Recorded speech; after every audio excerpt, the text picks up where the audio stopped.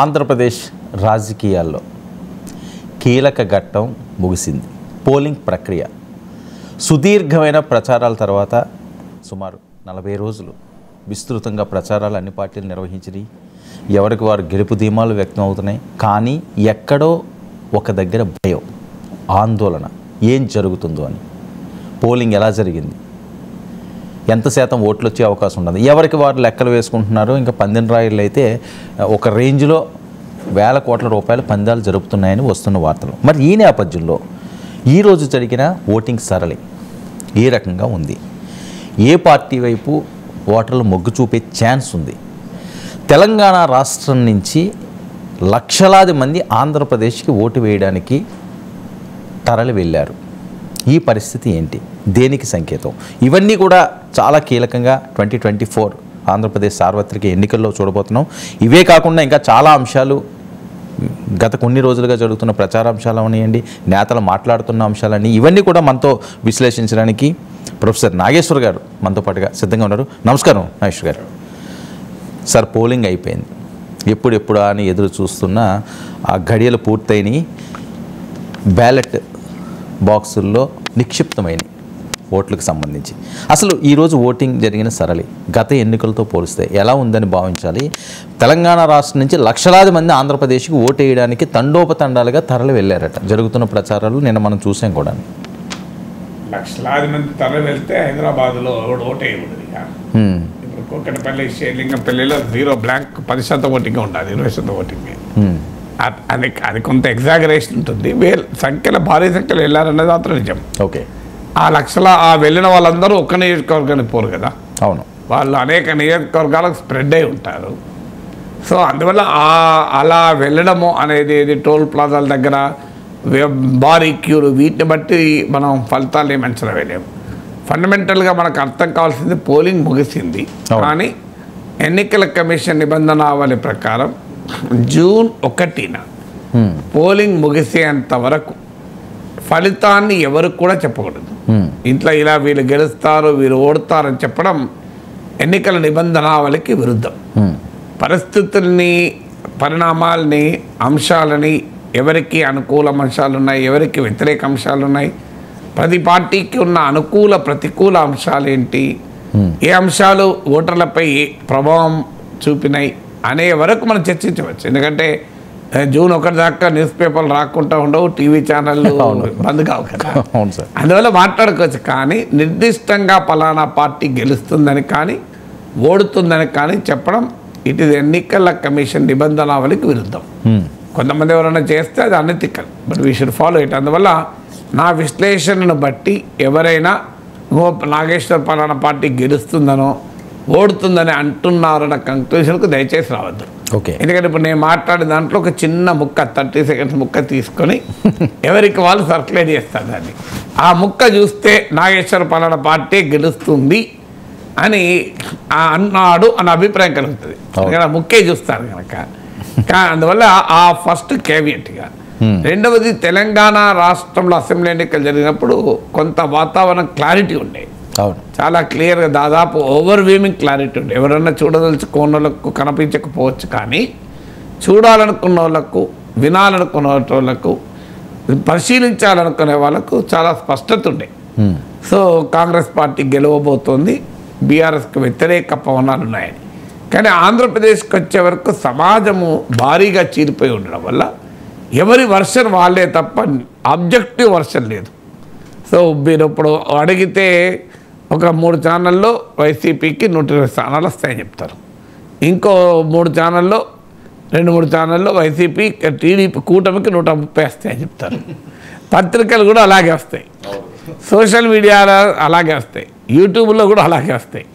అందువల్ల అందువల్ల ఈ పోలరైజ్డ్ క్లైమేట్లో ఆబ్జెక్టివ్ ట్రూత్ అనేది పట్టుకోవడం చాలా కష్టం. మూడవది, పోటీ కూడా ఆ స్థాయిలో జరిగింది. అందువల్ల వెరీ వెరీ టఫ్ కాంటెస్ట్ జరిగింది. ఇప్పుడు చాలామంది ఓటింగ్ పర్సంటేజ్లను బట్టి ప్రిడిక్షన్ చేసే ప్రయత్నం చేస్తారు.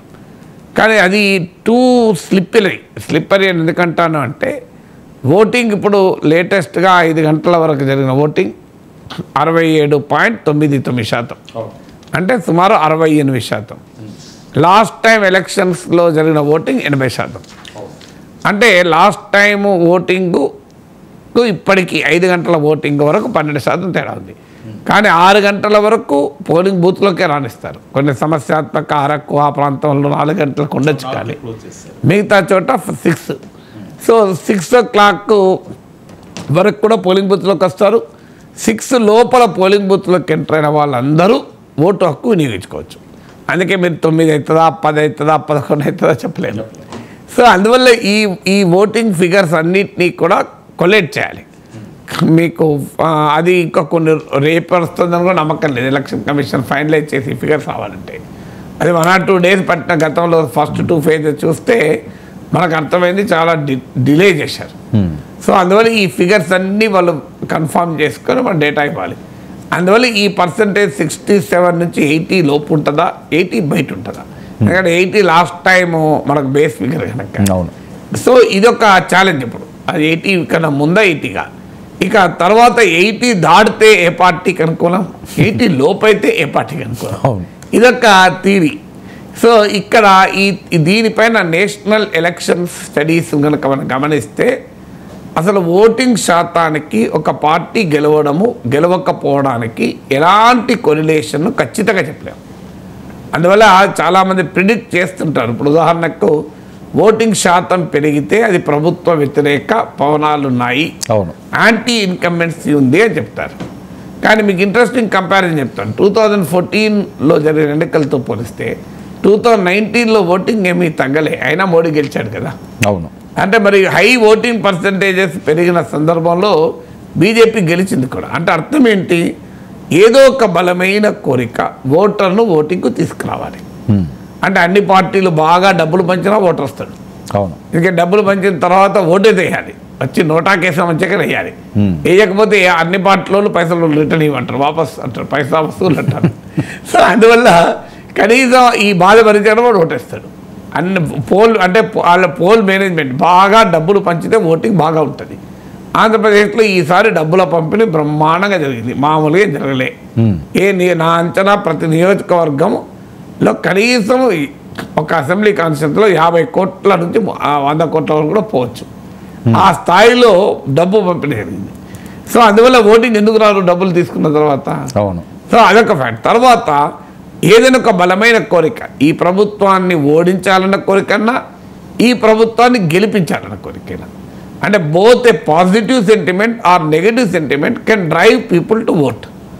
అయితే సాధారణంగా పాజిటివ్ సెంటిమెంట్ కన్నా నెగటివ్ సెంటిమెంట్ ఎక్కువగా పుష్ చేస్తుంది. ఓకే, మనకు సహజం, అది హ్యూమన్ నెసెసిటీ కదా. సో ఆ నాగేశ్వరం గురించి ఎవరైనా గొప్పగా చెప్తే దానికి వచ్చే వ్యూస్ కన్నా నాగేశ్వరం తిట్టుకుంటూ చెప్పారనుకోండి దానికి భారీగా వ్యూస్ వస్తాయి. అది హ్యూమన్ నేచర్. అందువల్ల ఓటింగ్ పర్సంటేజ్ పెరగడం అనేది ప్రభుత్వం పట్ల నెగటివ్ సెంటిమెంట్ ఉన్నది అనే దానికి ఒక ఉదాహరణ అనే భావన ఉంటారు. అయితే అది అన్ని సందర్భాల్లో నిజం కావాలని కూడా ఏం లేదు. తర్వాత ఓటింగు అనేది మనకు ఆంధ్రప్రదేశ్లో 68% ఓటింగ్ ఇప్పటికి జరిగింది. అవును. ఎన్నికలు మొత్తం ఫిగర్స్ వచ్చేసరికి ఇంత అవుతుంది అని గంపగుత్త చెప్తాం. కానీ ఆ గంపగుత్త నుంచి మనం ఏ నిర్ణయానికి రాలేము. ఎందుకు రాలేము ఏ నిర్ణయానికి అంటే అర్బన్లో పెరిగిందా రూరల్లో పెరిగిందా, ఇదొక ఫ్యాక్టర్.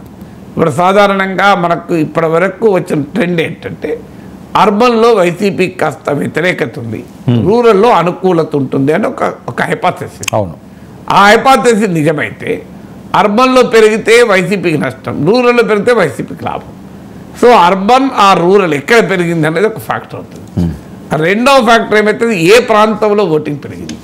ఇప్పుడు రాయలసీమ ప్రాంతంలో సహజంగా వైసీపీకి గతంతో పోలిస్తే నేను చెప్పడం లేదు, సాధారణ ఆధిక్యత ఉంటుంది. గోదావరి కృష్ణా బెల్ట్లో కూటమికి కాస్త ఆధిక్యత ఉండవచ్చు. సో ఇక్కడ ఏడ ఓటింగ్ పెరిగిందన్నది కూడా కీలకమవుతుంది.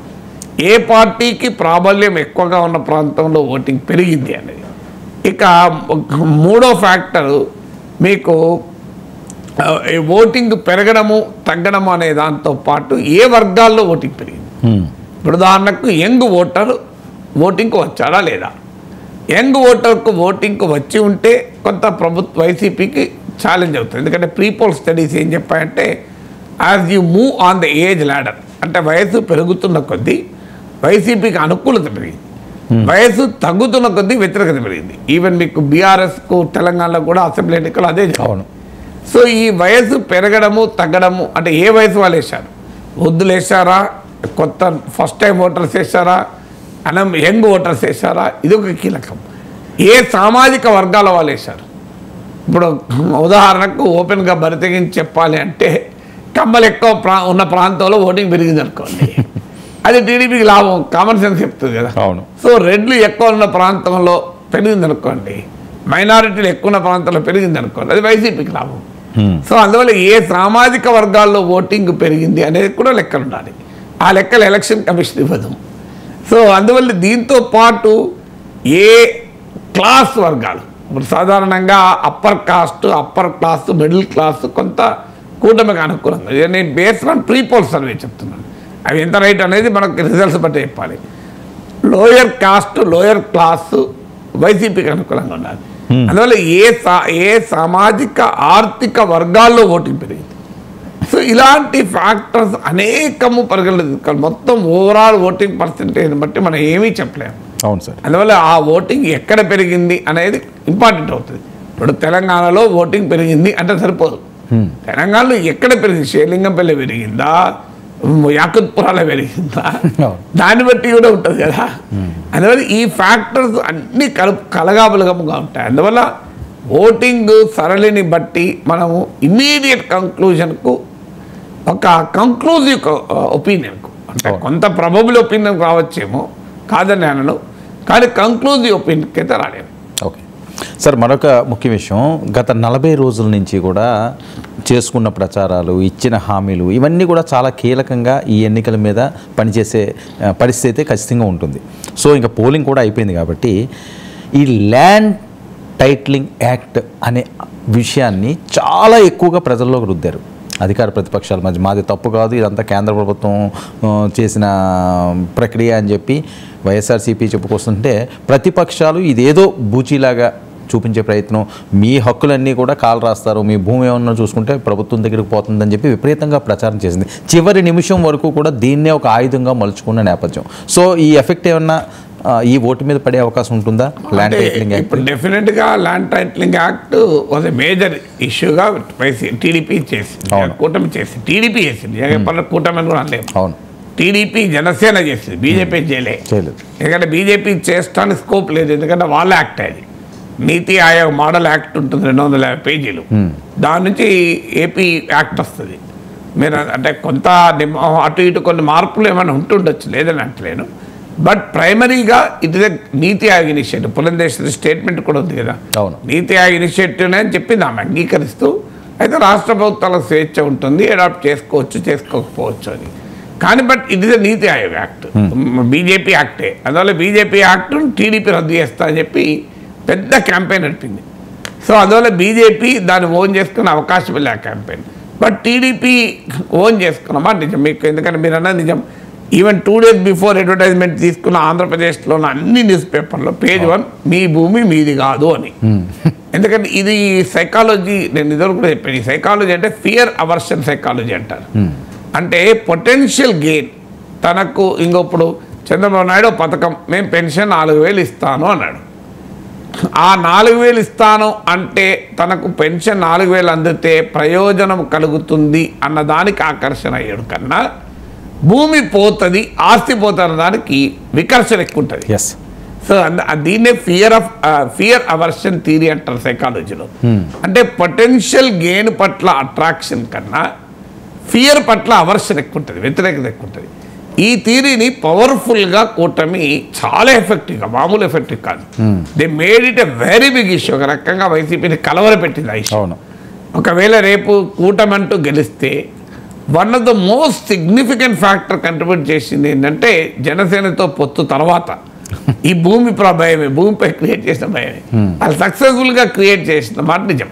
భయపడ్డారా జనం అనేది రేపు పోలింగ్ ఈవీఎంలు తెలుస్తుంది, ఆ జోలికి నేను వెళ్ళలేను. కానీ అది మాత్రం భయం. చాలామంది అనేది ప్రశాంత్ కిషోర్ ఐడియా అంటారు. ప్రశాంత్ కిషోర్ నాకేం సంబంధం లేదు అనుకుంటేనే ఎన్నికల రోజు హైదరాబాద్లో ఉన్నాడు. ఎన్నికలకు ముందు కొన్ని రోజులు హైదరాబాద్లో మకాం వేశాడు. హైదరాబాద్లో మకాం ఎందుకు వేసావు, నీకు సంబంధం లేకపోతే అంటే నేను ఆంధ్రప్రదేశ్లో ఉన్నానా అన్నాడు. అనిపేరు లేడు. కానీ బీహార్లో పాదయాత్రలో ఉన్నవాడు ఎందుకు హైదరాబాద్లో ఉన్నాడు, పార్క్ యాత్రలోనూ ఇంకో హోటల్లోనూ ఎందుకున్నాడు? నాకు ఆన్సర్ ఉండాలి కదా. సో బీహార్ పాదయాత్ర కేబీఆర్ పార్క్లో నడపడు కదా. సో అందువల్ల అది ఎంత నిజమో మనకు తెలియదు. కానీ ఆ క్యాంపెయిన్ చాలా పవర్. లాస్ట్ మినిట్లో మీకు గమనిస్తే సూపర్ 6 కూడా పక్కన. అవును, మొదట్లో సూపర్ 6ను చంద్రబాబు బాగా నమ్మకం పెట్టుకున్నాడు. కానీ తర్వాత స్టేజ్కి వచ్చే వరకు సూపర్ 6 దాటిపోయింది. ఇదొక్కటే. అందువల్ల ఫియర్ మాత్రం క్రియేట్ చేయగలిగిన మాట నిజం. ఆ ఫియరు మధ్యతరగతికి వోకల్ సెక్షన్స్కే పరిమితమైందా, లేదా నిజంగానే భూమి ఉన్న వాడికి భయం పట్టుకున్నదా? ఎందుకంటే ఒరిజినల్ సర్టిఫికేట్ డూప్లికేట్ ఇస్తారు, ఇట్లా చాలా ఫ్యాక్టర్స్ వచ్చాయి. ఇప్పుడు యాక్ట్లో ఏమున్నాయన్నది నా అనుమానం రాజకీయ నాయకులు చదువుంటారు, చదివినా సగం మందికి అర్థం కూడా కాకపోవచ్చు. సో కంక్లూజివ్ టైటిల్ యాక్ట్ అంటే ఏంటో తెలియకపోవచ్చు. అందువల్ల ఒక 2 నెలల ముందు ఈ యాక్ట్ గురించి ఎవరేమనలేదు. మనందరూ తెలుసు అసెంబ్లీలో టీడీపీ ఈ చట్టాన్ని సమర్థించింది. మీకు పయ్యాల కేశవ్ మాట్లాడిన వీడియో కూడా నా యూట్యూబ్ ఛానల్ కూడా పెట్టాను నేను. ఓపెన్గా ఇది చాలా గొప్ప చట్టం అన్నా నేను, మామూలుగా పోవట్లే ఈ చట్టాన్ని. ఆస్ట్రేలియాలో ఉంది, రాజస్థాన్లో ఉంది, అసలు ఇది చాలా చాలా అవసరం అని చెప్పాను. కేశవ్ కూడా వైరల్ చేశారు సార్. అది అందరికీ తెలుస్తుంది. పురంధేశ్వరి ఓపెన్ అని చెప్పింది, నా వీడియోలో అది కూడా పెట్టాను. కానీ but one thing should be set, ఏది నిజం ఏది అబద్ధం తర్వాత సంగతి.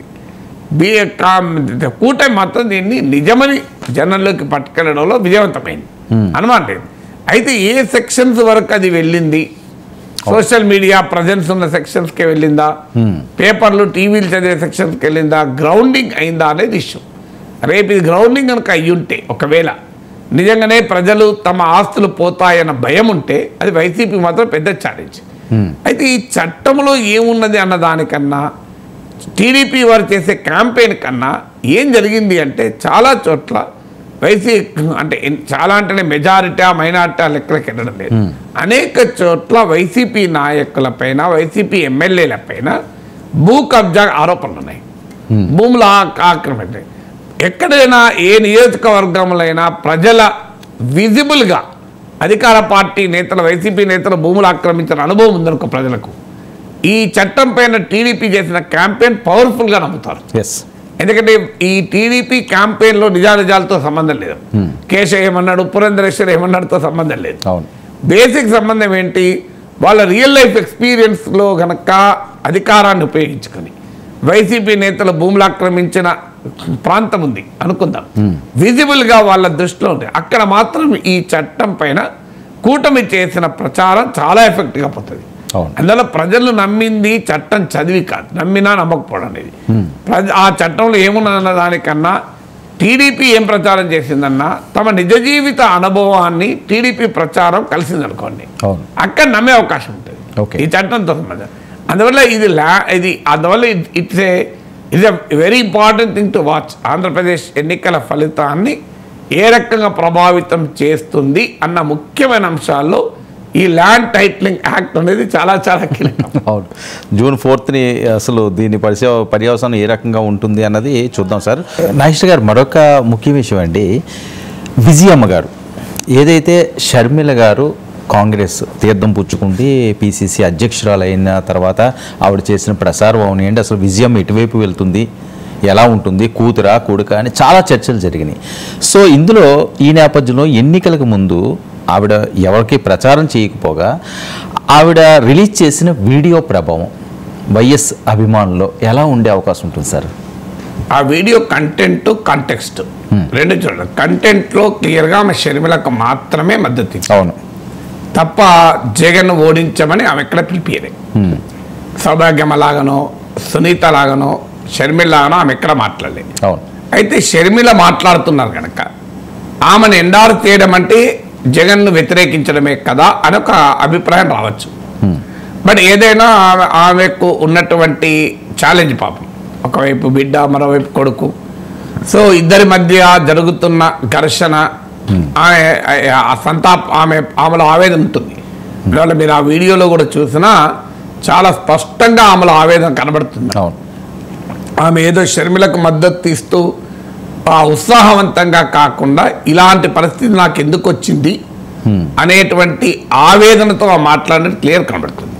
అందువల్ల ఆమె షర్మిలను గెలిపించమన్నది కానీ జగన్ ఓడించమని పిలిపివ్వలే. అయితే షర్మిలను ఓడించమంటే జగన్ గెలిపించమన్నట్టే కదా అని ఎవరైనా కంక్లూజన్ రావచ్చు. అవును. ఇప్పుడు కడపలో చంద్రబాబు నాయుడు ప్రచారం చేస్తూ జగన్ ఓడించమన్నాడు అంటే అర్థం షర్మిలను గెలిపించమన్నట్ట, అవును, టీడీపీని గెలిపించమన్నట్టే. అయితే విజయమ్మ అప్పీల్ ఒక్కటి మాత్రం నిజం. విజయమ్మ అప్పీల్ డెఫినెట్గా జగన్కు ఆ మేరకు ఎంబరాస్మెంటే.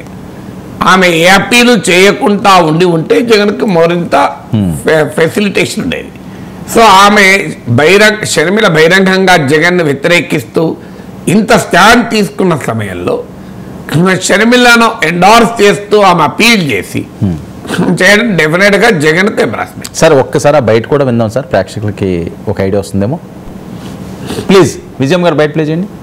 మనం రాజశేఖర రెడ్డి గారిని అభిమానించేవారు, వారికి రాజశేఖర రెడ్డి గారిని ప్రేమించే వారికి యావత్ కడప లోక్సభ నియోజకవర్గ ప్రజలందరికీ నా విన్నపం. రాజశేఖర రెడ్డి గారిని ఏ విధంగా మీరు అభిమానించారు, ఏ విధంగా అర్థం చేర్చుకున్నారు, ఏ విధంగా నిలబెట్టుకున్నారు, ఆయనకు ఆయన ఊపిరి ఉన్నంత వరకు ప్రజాసేవలో మీకే అంకితమయ్యారు. మీకు సేవ చేస్తానే ఆయన చనిపోయారు. ఈరోజు ఆయన ముద్దు బిడ్డ షర్మిలమ్మ పార్లమెంట్ కంటెస్ట్ చేస్తా ఉంది. ఈరోజు ఆ బిడ్డని ఆశీర్వదించమని పార్లమెంట్కి పంపమని ఆయనలాగా మీకు సేవ చేసే అవకాశం వాళ్ళకి ఇవ్వమని వాళ్ళందరినీ ప్రార్థిస్తున్నాను. ఓకే సో నేను అందుకే ఇంత చెప్పిన బయటలో క్లియర్గా కడప లోకసభ నియోజకవర్గం అన్నారు. అవును. అంటే ఆమె షర్మిల నాయకత్వంలో ఉన్న కాంగ్రెస్ పార్టీ అభ్యర్థులందరినీ గెలిపించమని కూడా ఎక్కడ చెప్పలేదు. అవును. కడప లోక్సభ నియోజకవర్గంలో ఉన్న అసెంబ్లీ నియోజకవర్గంలో పోటీ చేస్తున్న కాంగ్రెస్ అభ్యర్థులు గెలిపించమని కూడా చెప్పలేదు. షర్మిల అభ్యర్థులే అట్లీస్ట్ ఆ లోక్సభ సెగ్మెంట్లో. అందుకే ఆమె కడప లోకసభ నియోజకవర్గం అన్నారు ఆమె క్లియర్గా. So our appeal was very much confined to Sharmila. అయితే ఈ కంటెంట్ రీత్యా చూస్తే చాలా క్లియర్గా ఆమె ఆ డిమార్కేషన్ చేసింది. కానీ డెఫినెట్గా నేను ఇంతకుముందు చెప్పినట్లు ఒక ఎంబరాస్మెంట్ జగన్తో షర్మిల బహిరంగంగా పోరాడుతున్న సమయంలో షర్మిల ఎండార్స్ చేయడం జగన్మోహన్ రెడ్డికి ఒక పెద్ద ఎంబరాస్మెంట్. రెండవ ఎంబరాస్మెంట్ ఏంటంటే షర్మిలను కడప లోక్సభ పంపన్నారు కానీ జగన్మోహన్ రెడ్డి మరోసారి ముఖ్యమంత్రి ఏమైనా అప్పీల్ చేయలేదు.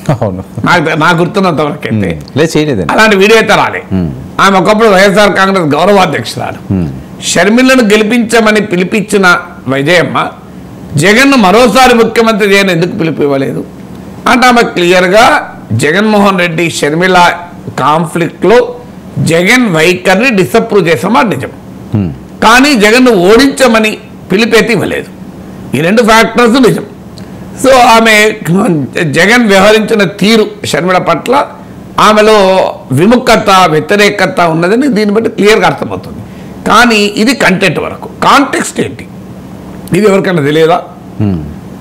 కామన్ పొలిటికల్ కామన్ సెన్స్ ఉన్న వారికి కూడా విజయమ్మ ఈ వైఖరి తీసుకుంటుంది అనేది అందరికీ తెలుసు. డౌట్ ఏంటి బహిరంగంగా వస్తుందా రాదా అనేది తప్ప. సో ఈ మొత్తం ఎపిసోడ్ విజయమ్మ మనసులో ఉన్నది ఏంటి అనేది ఆంధ్రప్రదేశ్ ప్రజలందరూ తెలుసు కదా. ఎందుకంటే ఆమె వైఎస్ఆర్ కాంగ్రెస్ గౌరవాధ్యక్షురాల పదవిని వదులుకొని ఆమె ఎక్కడా జగన్మోహన్ రెడ్డిని గెలిపించమని క్యాంపెయిన్ చేయక ఇదివరకు క్యాంపెయిన్ కూడా చేశారు కదా. ఇదివరకు పోటీ కూడా చేశారు పార్లమెంట్ అసెంబ్లీకి. అందువల్ల ఆమె ఆ వైసీపీకి దూరంగా ఉన్న సంగతి అందరికీ తెలుసు. So context is known, content is not known. Context is known but ఈ టర్న్ తీసుకు బహిరంగ అప్పీల్ చేస్తా అన్నదే కొత్తది. అందువల్ల ఇది రాజకీయంగా ఎంత మేరకు ప్రభావం చూపుతుంది అనేది ఇప్పుడు క్వశ్చన్ మార్క్. సో అల్టిమేట్గా విజయం అప్పీల్ వల్ల జగన్కు వ్యతిరేకంగా ఓట్లు పడితే ఎవరికి ప్రయోజనం కలుగుతుంది? షర్మిలకు ప్రయోజనం కలగదు. అవును. షర్మిల కడప లోక్సభ స్థానంలో కూడా ప్రయోజనం కలుగుతుందో లేదో. ఇప్పుడు విజయం అప్పీల్ ఎవరికి పోతుంది? రాజశేఖర్ రెడ్డి అభిమానించేవాడు పోతుంది. సో జగన్కు వ్యతిరేకంగా విజయమ్మ అప్పీల్ ప్రభావం పోతే ఎవరికి నష్టం? రాజశేఖర రెడ్డి బిడ్డకే నష్టం కదా. అవును. సో రాజశేఖర రెడ్డి అభిమానులు విజయమ్మ అప్పీల్ వల్ల జగన్కు వ్యతిరేకంగా చంద్రబాబు నాయుడుకు ఉపయోగపడతారా అనేది నా క్వశ్చన్. అవును. జగన్ పట్ల అసంతృప్తి ఉండొచ్చు, జగన్ పైన అలగచ్చు, గులగచ్చు, జగన్ ఇట్లెందుకు చేసిన షర్మిలని అనొచ్చు, తల్లి పట్ల కూడా ఇలా ఉండడా అని ఎన్నైనా విమర్శించు. అల్టిమేట్గా వాళ్ళు చంద్రబాబు నాయుడుకు సపోర్ట్ చేయడం అంటే రాజశేఖర రెడ్డి అభిమానులు చేయగలరా? ఇది ఫండమెంటల్ క్వశ్చన్. తర్వాత పొలిటికల్ మూడ్ దాటి ఇలాంటి ఇష్యూస్ రావండి ప్రభావం. మీకు ఒక ఉదాహరణ చెప్తాను. చంద్రబాబు నాయుడుకు వ్యతిరేకంగా ఒక దశలో దగ్గుపాటి పురంధేశ్వరి, దగ్గుపాటి వెంకటేశ్వరరావు ఇద్దరు తిరగబడ్డారు. సంత ఎన్టీ రామారావు బిడ్డ అల్లుడు. అవును. ఏం ప్రభావం చూపారా? నథింగ్. అవును. సంత కొడుకు చైతన్య రథసారథి హరికృష్ణ తిరగబడ్డాడు. అవును. అన్న టీడీపీని పెట్టాడు. ఏమైనా ప్రభావం చూపెట్టాడా? అవును. నథింగ్. అసలు ఎన్టీ రామారావు ఏం ప్రభావం చూపెట్టాడు నాకు చెప్పండి. అవును. ఆయన మళ్ళీ పార్టీ పెట్టుకున్నా, ఆయన పార్టీ పెట్టుకుని నడవలేదు కదా టీడీపీ చంద్రబాబు నాయుడు ముందు. అవును. అసలు ఎన్టీ రామారావు బతికున్న సమయంలోనే రామారావు రోడ్డు మీదకి వస్తే లక్షల సంఖ్యలో జనం వచ్చి చంద్రబాబు నాయుడు చీకొట్టాలి, కొట్టారా? అవును. మన కళ్ళ ముందు చూసాం కదా. ఎస్. పొలిటికల్ గా చంద్రబాబు నాయుడు ప్రివీల్డ్ ఓవర్ ఎన్టీ రామారావు కదా. ఎన్టీ రామారావు పెట్టిన పార్టీ, ఈవెన్ చంద్రబాబు నాయుడు కూడా ఎన్టీ రామారావు రాజకీయ వల్లనే వచ్చిన ఎలివేషన్ కదా. కానీ ఒక పొలిటికల్ కాంటెక్స్ట్ మూడ్లో టీడీపీ చంద్రబాబు నాయుడు వెనకాల ర్యాలీ ఎందుకని సాక్షాత్ ఎన్టీ రామారావు వెనుక కూడా ర్యాలీ కాలేదు. అవును. ఆ తర్వాత కూడా మీరు గమనిస్తే హరికృష్ణ ప్రయత్నం ఫెయిల్ అయింది, పురంధేశ్వరి ప్రయత్నం ఫెయిల్ అయింది, లక్ష్మీపార్వతి ప్రయత్నం ఫెయిల్ అయింది. అంటే దీన్ని ఎలా అర్థం చేసుకోవాలి? ఇప్పుడు జగన్ వర్సెస్ విజయమ్మ అనే కాంటెక్స్ట్ రీడ్ చేసేవారు, Chandrababu Naidu versus NT Rama Rao context కన్నా పెద్దదా ఇది? అవును. అక్కడ ఎన్టీ రామారావు బయటికి వచ్చి చంద్రబాబు నాయుడు మామూలుగా తిట్టలే కదా. ఆ వీడియోలు ఇప్పటికీ కూడా సాక్షి వాళ్ళు రోజుకోసారి వేస్తుంటారు కదా. వైసీపీ వాళ్ళు ప్రచారం చేస్తారు. రాజశేఖర్ రెడ్డి గారి కంట చాలా ఎక్కువ ప్రజలు ఎన్టీఆర్ని పూజించారు ఒక దేవుడి కింద. నేను ఆ కంపారిజన్ చేయడం లేదు కానీ బట్ స్టిల్ ఎన్టీ రామారావు తీసుకున్న యాంటీ చంద్రబాబు నాయుడు పొజిషన్ కన్నాతో పోలిస్తే విజయం అయితే యాంటీ జగన్ పొజిషన్ తీసుకోలేదు. అవును. అలాంటప్పుడు అదే ప్రభావం చూపినప్పుడు చంద్రబాబు నాయుడు మీద ఈ జగన్ పైన ఎంత ప్రభావం చూపుతానని నా క్వశ్చన్. ఓకే. ఇలా మనకు ఈ పొలిటికల్ కాంటెక్స్ట్లో ఫ్యామిలీ డిస్ప్యూట్స్ అసలు చాలా విచిత్రంగా ఉంటాయి. మనం అనుకున్నట్లుగా వీరు వాళ్ళ మీద వ్యతిరేకం, వాళ్ళ మీద కోపం కనుక వెంటనే ఇలా ఉంటుంది అని చెప్పలేము. అందువల్ల ఆ పొలిటికల్ కాంటెక్స్ట్లో I don't think Vijayamma video వల్ల పెద్దగా రాజకీయ సంచలనం ఆంధ్రప్రదేశ్లో సృష్టిస్తుంది అనుకోను. కానీ జగన్మోహన్ రెడ్డిని వ్యతిరేకించే వారికి ఒక ఆయుధం ఇచ్చింది, ఓ సంతృప్తిని కూడా ఇచ్చింది. తల్లి చెల్లే కాదు తల్లి కూడా అని ఒక ఆనందాన్ని ఇచ్చింది. ఈ ఆనందమే తప్ప ప్లస్ జగన్మోహన్ రెడ్డికి ఎంబరాస్మెంట్ అనేది ఇచ్చింది, అంత కూడా డౌట్ లేదు. జగన్మోహన్ రెడ్డికి ఒక పెద్ద ఎంబరాస్మెంట్. అవును. కానీ దానికి మించి రాజకీయ ప్రభావం కానీ రాజకీయ సంచలనం కానీ ఇది క్రియేట్ చేస్తుంది అనుకోండి. నేను ఇంకొక ఉదాహరణ కూడా చెప్తాను. పొలిటికల్ కాంటెక్స్ట్ ఎందుకు కీలకం అంటే, ఇప్పుడు మీకు తెలుగుదేశం పార్టీ తెలంగాణలో మనందరికీ తెలుసు చాలా శక్తివంతమైన పార్టీ. అవును. ఎన్టీ రామారావు కానీ ఈవెన్ చంద్రబాబు నాయుడు కానీ ఈనాటికి కూడా చంద్రబాబు నాయుడు అభిమానించే వాళ్ళు చాలామంది ఉంటారు. ఇప్పుడు హైదరాబాద్ మహానగరంలో చంద్రబాబు నాయుడు అభిమానించే వాళ్ళు కొన్ని వేలల్లో ఉంటారు, మీ భాషలో చెప్పాలి లక్షల్లో ఉంటారు. ఇలాంటి ఆంధ్రప్రదేశ్ పోయి ఓటేశారు కదా.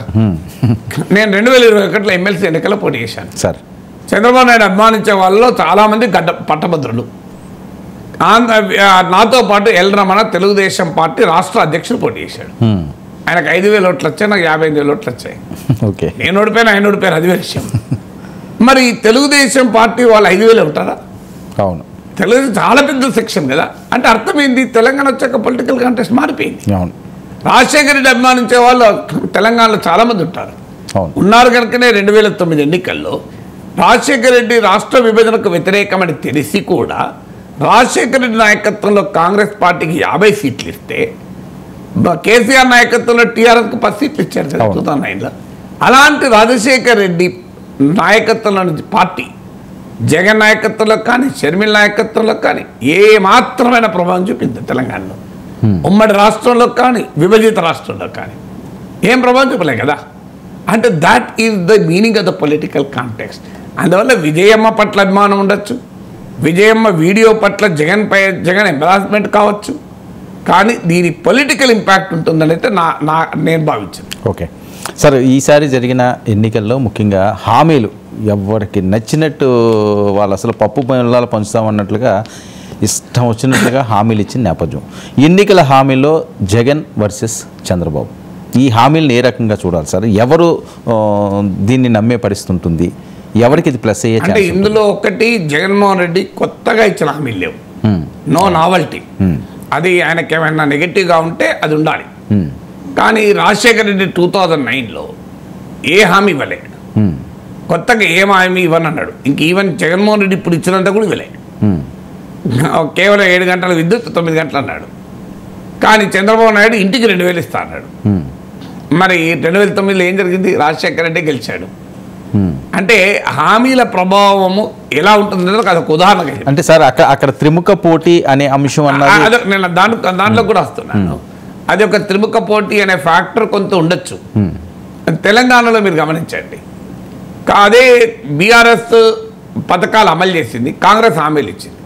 కాంగ్రెస్ హామీలు బాగా ప్రభావం చూపాయి. ఓకే, కాంగ్రెస్ హామీల ప్రభావాన్ని కనుక ఆంధ్రప్రదేశ్ ఎక్స్ట్రాపులేట్ చేస్తే కూటమి ప్రభావం ఎక్కువ ఉంటుందని కంక్లూజన్ రావచ్చు. సో ఇలా రకరకాల డైమెన్షన్స్లో ఇది ప్లే అవుతుంది. బట్ డెఫినెట్గా జగన్మోహన్ రెడ్డి ఇప్పటికే అమలు చేస్తున్న వాటికి కాస్తంత విస్తరించి అమలు చేస్తా అన్నాడు తప్ప కొత్తగా చెప్పలేదు కనుక ప్రత్యేక ఆకర్షణ ఉండదల్లా. నథింగ్ న్యూ కదా. ఇప్పుడు 90 మార్కులు వచ్చేవాడికి 92 వస్తే నువ్వు ఏం ఆకర్షణ అవుతుంది? 50 మార్కులు వచ్చేవాడికి 70 వచ్చింది అనుకోండి, 80 వచ్చింది అనుకోండి, చాలా ఆకర్షించబడతావు. అంటే అందుకే ఆల్రెడీ జగన్మోహన్ రెడ్డి బోలెడు పథకాలు అమలు చేస్తున్నాడు కనుక ఆయన కొత్తగా ఏమీ చెప్పలేదు కనుక ఆయన మేనిఫెస్టోతో పోలిస్తే ట్రాక్షన్ కూటమి మేనిఫెస్టోకి ఎక్కువ వచ్చినమా నిజం, దాన్ని అనుమానం లేదు. ఎందుకంటే చంద్రబాబు నాయుడు సూపర్ 6, పెన్షన్ 4000 ఇస్తానని, తల్లి దీవెన 2 ఇస్తామని ఇలా చాలా చెప్పారు. ఇందులో ఇవి మరి అంటే బేసిక్గా మోర్ ట్రాక్షన్ నీకు కూటమి మేనిఫెస్టోకి రావటానికి కారణం అది ట్రాక్షన్. నేను చాలా జాగ్రత్తగా పదాలు వాడుతున్నా, ఓటింగ్ అంటలేదు, ట్రాక్షన్. ఒకవేళ ఆ ట్రాక్షన్ ఓటింగ్గా కన్వర్ట్ అయితే కూటమికి లాభం. ఇక ఈ హామీలలో ప్రధానమైన పథకాలే, వేరే హామీలు ఏం లేవు కదా. ఈ హామీల వల్ల పథకాల వల్ల ఒక్కటి ఏంటంటే కంపారిటివ్లీ వెల్ఫేర్ వరకు జగన్ బ్రాండ్ కన్నా చంద్రబాబు బ్రాండ్ వీక్. చంద్రబాబు నాయుడుకున్న బ్రాండ్ గుడ్ అడ్మినిస్ట్రేటర్ అని. ఓకే, సో పాలన సమర్థవంతంగా. నేను తిరుపతిలో ఈ మధ్య ఒక పెళ్లికి రిసెప్షన్కి వెళ్ళి ఎయిర్పోర్ట్కి ఫ్లైట్లో కార్లో వస్తుంటే ఆ టాక్సీ డ్రైవర్తో మాట్లాడాను.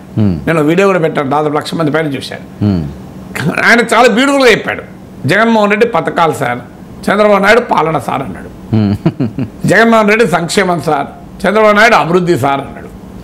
అంటే క్లియర్గా అడ్మినిస్ట్రేషన్ గట్టిగుంటుంది సార్ చంద్రబాబు నాయుడు టైంలో అని. సో అందువల్ల బ్రాండ్ జగన్కు డెఫినెట్గా మోర్ క్రెడిబిలిటీ ఉంటుంది హామీల పట్ల, పథకాల పట్ల కంపారిటివ్లీ బ్రాండ్ చంద్రబాబుతో పోలిస్తే. మీకు governance, administration, development, economic growth, పెట్టుబడులు ఇలాంటి విషయాల్లో చంద్రబాబు నాయుడుకు అప్పర్ హ్యాండ్ ఉంటుంది. సంక్షేమము విషయంలో ఖచ్చితంగా రాజశేఖర రెడ్డి వారసుడిగా జగన్మోహన్ రెడ్డికి ఉంటుంది. అయితే ఇక్కడ ఒక ఛాలెంజ్ ఏమొస్తుంది అంటే ఈ కూటమి ఒక సమర్థవంతంగా ఒక డిబేట్ను మాత్రం తీసుకెళ్ళగలిగింది. ఓకే, జగన్మోహన్ రెడ్డి సంక్షేమం చేస్తాడు కానీ అభివృద్ధి చేయడు అని. ఇది ప్రజల్లో కూడా చాలా బలంగా ఉంది. ఈవెన్ కూటమి చెప్పడము చెప్పకపోవడంతో సంబంధం లేకుండా ప్రజల్లో ఉన్న కూడా ఫీలింగ్. సో ప్రజల ఫీలింగ్కు ఒక పార్టీ చెప్తే దానికి ఎక్కువ ట్రాక్షన్ ఉంటుంది. ప్రజల ఫీలింగ్లో లేని చెప్తే ట్రాక్షన్ ఉండదు.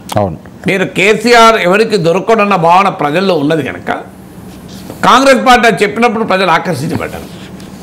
కేసీఆర్ ఉద్యోగాలు ఇవ్వలేదని ప్రజలు భావించారు. బీఆర్ఎస్ మేము ఎన్ని లెక్కలు చెప్పినా. సో కాంగ్రెస్ పార్టీ చెప్పింది కనుక ప్రజలు అట్రాక్ట్ అయ్యారు. కేసీఆర్ కుటుంబమే మొత్తం డామినేట్ చేస్తుంది, తెలంగాణ ఉద్యమ ఫలితాలను అందుకుంటున్న ప్రజల్లో భావన ఉండే.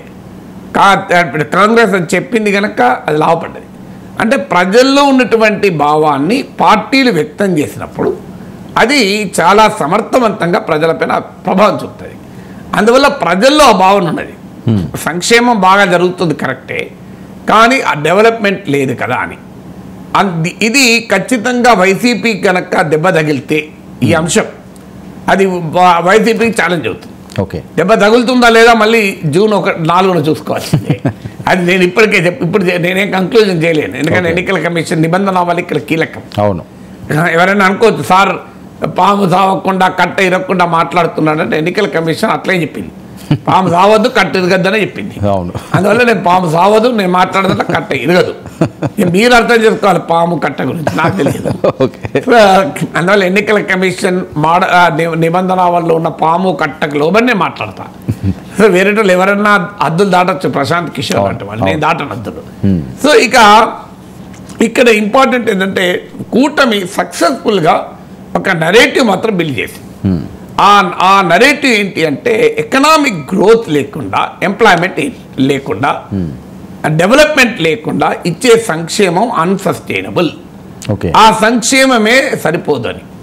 ఇది ఏమైంది అంటే ఒక తల్లి తనకు వస్తున్న డబ్బులకు ఆనందపడ్డా తన బిడ్డకు ఉద్యోగం లేదన్న బాధ కూడా ఉంటుంది. ఈ డైమెన్షన్ కనుక ప్లే అయితే కూటమికి అడ్వాంటేజ్ అవుతుంది. బట్ కూటమి సక్సెస్ఫుల్గా ఈ డైమెన్షన్ నరేటివ్ బిల్డ్ చేసింది.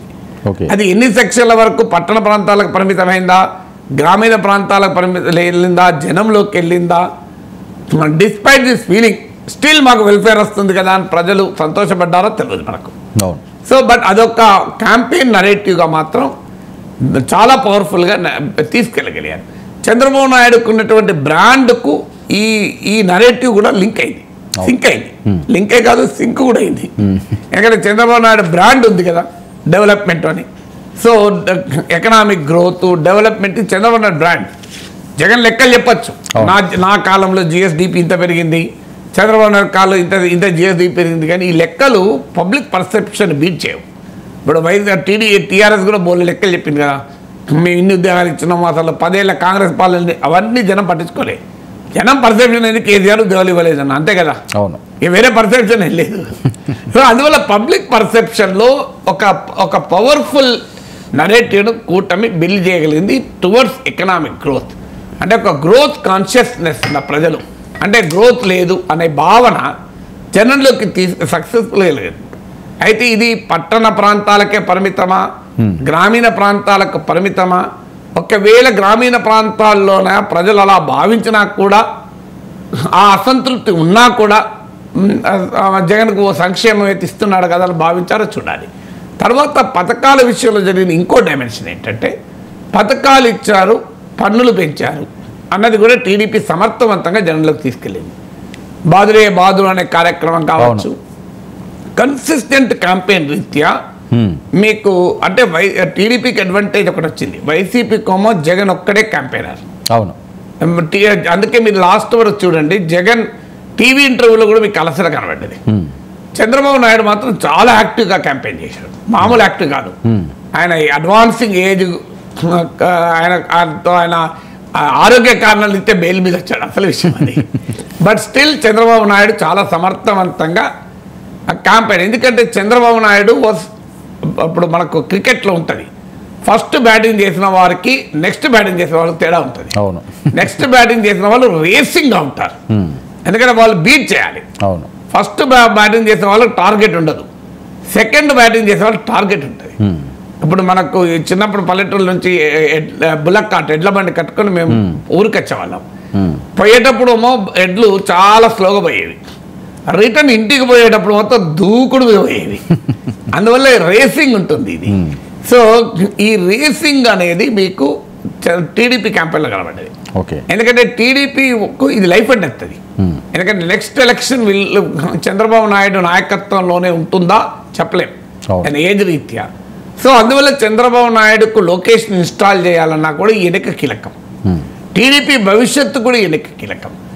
అందువల్ల వాళ్ళలో ఆ కిల్లర్ ఇన్స్టింక్ట్ చాలా క్లియర్గా కనబడ్డది. ఈ కిల్లర్ ఇన్స్టింక్ట్తో క్యాంపెయిన్ చేశారు చంద్రబాబు నాయుడు కానీ పవన్ కళ్యాణ్ కానీ. ఇంకా మోడీలో ఆ కిల్లర్ ఇన్స్టింక్ట్ కనబడలేదు, ఆయన అంటీ ముట్టని క్యాంపెయిన్ చేశాడు. ఆయన చంద్రబాబు నాయుడు పట్ల ప్రేమ ఉన్నాడా, జగన్ పట్ల ప్రేమ ఉన్నాడా తెలియకుండా క్యాంపెయిన్ చేశాడు. కానీ ఈ చంద్రబాబు నాయుడు పవన్ కళ్యాణ్ మాత్రం చాలా పవర్ఫుల్గా క్యాంపెయిన్ చేశారు. ఈ క్యాంపెయిన్లో వీళ్ళు చాలా పెద్ద నెరేటివ్ పట్టుకెళ్ళగలిగారు, పన్నులు వేశారని. అయితే ఇది గ్రామీణ ప్రాంత ప్రజలపైన ఎంత ప్రభావం పడ్డదో నాకు డౌటే, పట్టణ ప్రాంతాల్లో పడి ఉంటుంది. ఎందుకంటే ఇలాంటివి ట్యాక్సెస్ కానీ ఇట్లాంటివి more impact on urban people. ఎందుకంటే రూరల్ పీపుల్ వాళ్ళ కన్జంప్షన్ తక్కువ ఉంటుంది.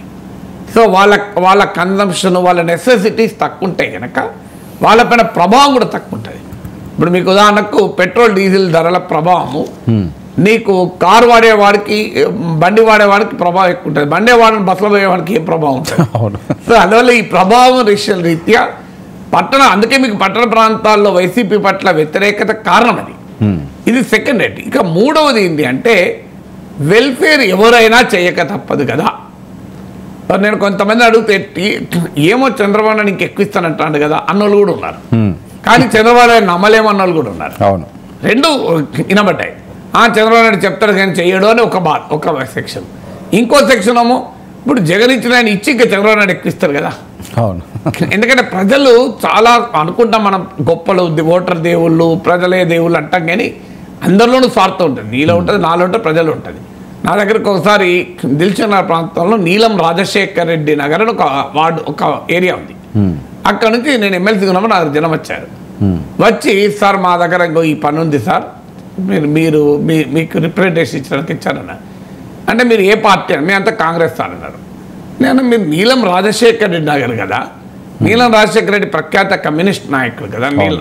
నీలం రాజశేఖర రెడ్డి నగర్లో ఉన్న వాళ్ళు మరి సిపిఐ ఉండాలంటే వాళ్ళు ఏమన్నారు, నిజమే సార్ మాకు ఇళ్ల పట్టాలు భూ పోరాటంలో ఇప్పించింది సిపిఐ సార్, అందువల్ల మేము అప్పుడు ఎర్రజెండా కింద ఉన్నాం సార్, కానీ మాకు ఇప్పుడు ఇల్లు అయిపోయింది కదా సార్, మా అవసరం ఇప్పుడు ఇల్లు కాదు కదా, మా అవసరం ఇప్పుడు కరెంటు నల్లాలు రోడ్లు ఇది సిపిఐ ఇప్పేది, కాంగ్రెస్ ఇప్పిస్తే కానీ ఇప్పుడు కాంగ్రెస్ ఉన్నాం సార్. అంటే సంజీవ్ రెడ్డి గారి ఫ్యామిలీ అండి, సంజయ్ రెడ్డి తమ్ముడే.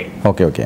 సో ఇలా సంజయ్ రెడ్డి తమ్ముడే సార్ చాలా సీనియర్ కమ్యూనిస్ట్ నేత కదా, చంద్రశేఖరరావు తర్వాత నెక్స్ట్ లీడర్. సో అంటే ప్రజల్లో ఉండే స్వార్థానికి ఉదాహరణ చెప్తున్నాను.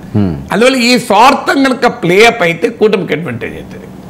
ఇంకొకటి sense of gratitude versus sense of entitlement. Okay, ఒకప్పుడు ప్రజలు సెన్స్ ఆఫ్ గ్రాటిట్యూడ్ ఉండేవాళ్ళు రాజశేఖర రెడ్డి కాలం నాటికి కూడా, అరే మాకు ఇది ఇచ్చారు కదా అనే ఒక సంతృప్తి, ఒక అభిమానం. ఇప్పుడు అది ప్లే అవుతుందా? అది ప్లే అయితే జగన్కి అడ్వాంటేజ్, డౌటే లేదు, జగన్కి చాలా హై అడ్వాంటేజ్ ఉంటుంది. ఓకే, కానీ సెన్స్ ఆఫ్ ఎంటైటిల్మెంట్, ఏం జేబులోకి వెళ్ళి ఇస్తున్నాడు, మా పైసలు మాకు ఇస్తున్నాడు కదా అనేటువంటి ఫ్యాక్టర్ ప్లే అయిపోయింది అనుకోండి. సో అదొక ఛాలెంజ్. అందుకే ఈ ఇంపాక్ట్ మీరు చెప్పిన హామీల ఇంపాక్ట్ యూనిఫామ్గా ఉండదు.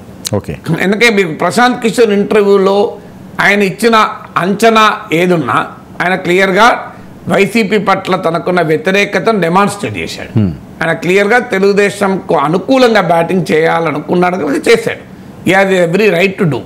కానీ ఆయన చెప్పిన విశ్లేషణలో ఒక ఇంపార్టెంట్ పాయింట్ ఏంటంటే ఆంధ్రప్రదేశ్ లాంటి స్టేట్ ఒక ఆస్పిరేషనల్ స్టేట్, ఒక మిడిల్ ఇన్కమ్ స్టేట్, ఏదో బీహార్ లాగా ఒరిస్సా లాగా ఇచ్చిందికి దండం పెట్టి సంతోషపడే స్టేట్ కాదు.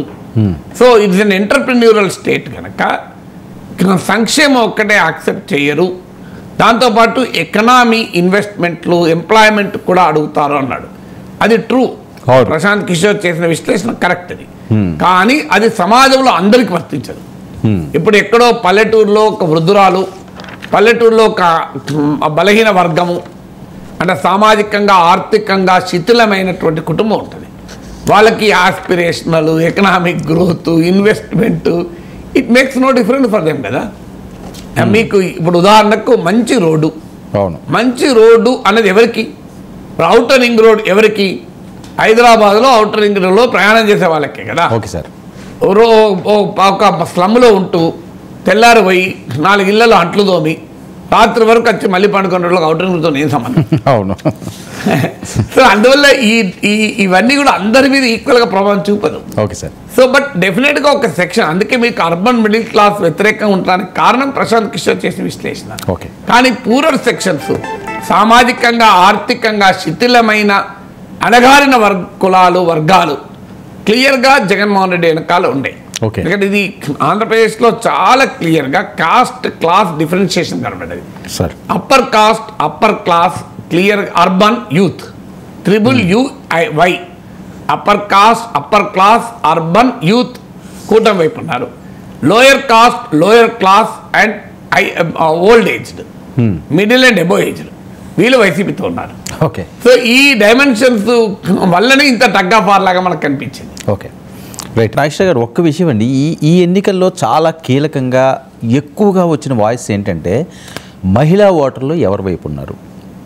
అన్నది చాలా మందిలో జరుగుతూ చర్చ. ఎందుకంటే పథకాలు అనే అంశం వచ్చేసరికల్లా జగన్మోహన్ రెడ్డి ఇచ్చిన పథకాలన్నీ కూడా మహిళలకి ఎక్కువ ఉపయోగకారి ఉండే అవకాశం ఉంటుంది గ్రామీణ ప్రాంతాల్లో. ఆ ఓట్ ఫ్యాక్టర్ ఏమన్నా వర్కౌట్ అవుతుందా? అంటే ఆంధ్రప్రదేశ్లో ఇంట్రెస్టింగ్ ఏంటంటే ఎవరికి తగ్గినట్టు వాళ్ళు వాదన అయితే బిల్డ్ చేస్తున్నారు. నేను ఇదే మాట మీరు చెప్పింది ఒక మిత్రులతో, అంటే తెలుగుదేశం మిత్రులు, ఆయన ఏమన్నారు సార్ మహిళలు పథకాల పట్ల ఆనందాన్ని వ్యక్తం చేయడానికి పెద్ద సంఖ్యలో వచ్చి ఓటేయడంటే సార్ మందు జగన్మోహన్ రెడ్డి ఎక్కువ తాగిపించాడు కనుక ఆ మందుతో మా మొగళ్ళు నాశనమైనరు, మా కుటుంబాలు నాశనమైనరు కనుక ఆ కోపాన్ని వ్యక్తం చేస్తానికి వచ్చారు సార్ అన్నారు. తీరి సార్ బట్ నా అంచనా డెఫినెట్గా పథకాల ప్రభావం మహిళా ఓటర్లలో ఉన్నది. ఇది ఎక్కడ కాదు, మీకు ఇప్పుడు తెలంగాణలో centre for study of developing societies Lokniti వాళ్ళ పోస్ట్ పోల్ సర్వే ఉంది. అందులో కూడా కేసీఆర్ అదే హయ్యర్ ఉమెన్ ఓటర్ సపోర్ట్.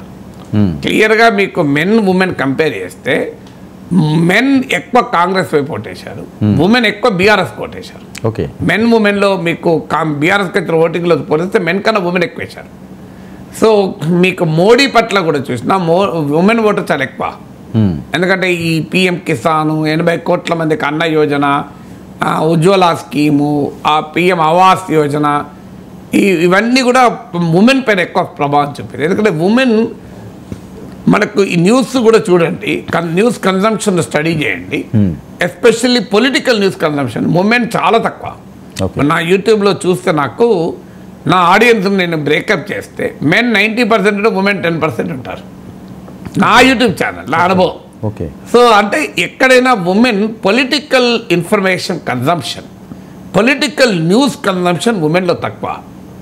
అందువల్ల ఉమెన్ పొలిటికల్ నరేటివ్స్తో ఇన్ఫ్లుయెన్స్ కాదు. ఇంత దాకా మనం చెప్పుకున్న రకరకాల పొలిటికల్ నరేటివ్స్ ఉమెన్ పైన ఎక్కువ ప్రభావం చూపదు. ఇక ఉమెన్లో సెన్స్ ఆఫ్ గ్రాటిట్యూడ్ ఎక్కువ. ఇంతకుముందు చెప్పాను మెన్లో సెన్స్ ఆఫ్ ఎంటైటిల్మెంట్ ఎక్కువ, కానీ ఉమెన్లో ఆ రకమైన గ్రాటిట్యూడ్ ఉంటుంది. ఎందుకంటే ఉమెన్ యొక్క ఆ స్వభావ రీత్యా, అంటే అందరూ ఒకే రకంగా ఉండకపోవచ్చు. ఉమెన్ కొంతమంది మెన్ ఉమెన్ లాగా ఉండొచ్చు, ఉమెన్ మెన్ లాగా ఉండొచ్చు. ఓవర్ రైడింగ్ సైకాలజీ ఏంటంటే ఉమెన్ ఈజ్ మోర్ యాక్సెప్టబుల్.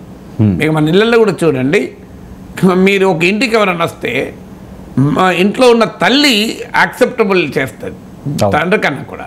ఎందుకంటే ఉమెన్కి ఉండేటువంటి ఆ జాలి, ఆ కరుణ, ఆ ప్రేమ, ఇవన్నీ బై నేచర్ వస్తుంది అని చెప్పి నేను మెన్కు ఉండదని అంటలేను. కానీ సెన్స్ ఆఫ్ గ్రాటిట్యూడ్ ఉమెన్లో ఉంటుంది, సెన్స్ ఆఫ్ ఎంటైటిల్మెంట్ మెన్లో ఉంటుంది. అందువల్ల మెన్ ఆర్ మోర్ ఎంపవర్డ్ కనుక. సో అందువల్ల డెఫినెట్గా ఈ సంక్షేమ పథకాల ప్రభావం ఖచ్చితంగా జగన్కి అనుకూలంగా ఉంటుంది. నా అంచనా అయితే 10% ఎబో ఉంటుంది. ఓకే, మీకు మెన్తో పోలిస్తే అట్లీస్ట్ 10% ఉమెన్ ఎక్కువ ఉంటారు జగన్కు. మీరు పోస్ట్ పోల్ స్టడీస్ వస్తే చూడండి. ఓకే, సో ఇది మ్యాసివ్. అందువల్ల ఉమెన్ ఓటరింగ్ కనుక ఎక్కువ ఉంటే అది గ్యారంటీగా వైసీపీకి అనుకూలమైన ఫ్యాక్టర్. సార్ మైనారిటీలు క్లియర్గా జగన్ వైపు ఉన్నారు. అది ముందే ఉన్నారు, ఇప్పుడు కొత్తగా ఉన్నది కాదు. జగన్ వైపు ఎస్సీ, మీకు ఆంధ్రప్రదేశ్కు మన తెలంగాణకు తేడా ఉంది.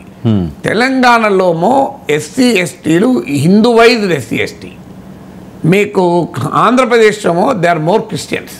ఓకే, మీకు తెలంగాణ నిజాం ప్రభావంలో ఉంది, ఆంధ్రప్రదేశ్లో మీకు బ్రిటిష్ ప్రభావంలో ఉంది.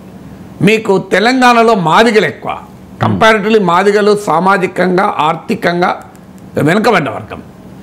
మీకు ఆంధ్రప్రదేశ్లో మాలలు ఎక్కువ, they are more with in the social schedule కాస్టే మాదిగైనా మాలైనా పాపం they are just VR Krishna Iyer use చేసిన పదం, they are the lowliest of the lowliest. అంటే అత్యంత అణగారిన వాళ్ళు పాపం. అందువల్ల అందులో మాదిగా తేడా అరచివేతలో, వివక్షలో, వాళ్ళ పీడనలో, వాళ్ళకుండే వెనుకబాటుతనంలో మాలలైనా మాదిగలైనా మనము వాళ్ళ సాలిడారిటీ ఉండాల్సిందే. కానీ విత్ ఇన్ దట్ కమ్యూనిటీ డెఫినెట్గా మాలలు అడ్వాన్స్. అందుకే కదా సబ్ క్లాసిఫికేషన్ వర్గీకరణ డిమాండ్ వచ్చింది. ఆంధ్రప్రదేశ్లో మాలలు ఎక్కువ. తర్వాత ఆంధ్రప్రదేశ్లోకి వచ్చేవరకు ఏంటంటే మోర్ అసర్టివ్ షెడ్యూల్ కాస్ట్ ఎక్కువ మీకు తెలంగాణతో పోలిస్తే. అందుకే మీకు కారంచెడు, సుండూరు ఇవన్నీ ఎందుకు వచ్చే అసర్టివ్ కమ్యూనిటీస్. ఈ ఫ్యాక్టర్స్ వల్ల ఏమవుతుందంటే మీకు క్లియర్గా షెడ్యూల్ కులాల్లో క్రిస్టియన్ పెనట్రేషన్ ఎక్కువ. మీరు విలేజెస్కి వెళ్ళినా మీకు చర్చ్ కనబడతారు. On paper they are Hindus, on paper. ఎందుకంటే ఎస్సీ రిజర్వేషన్ కొరకు. అవును. కానీ in terms of faith and believe they are Christians.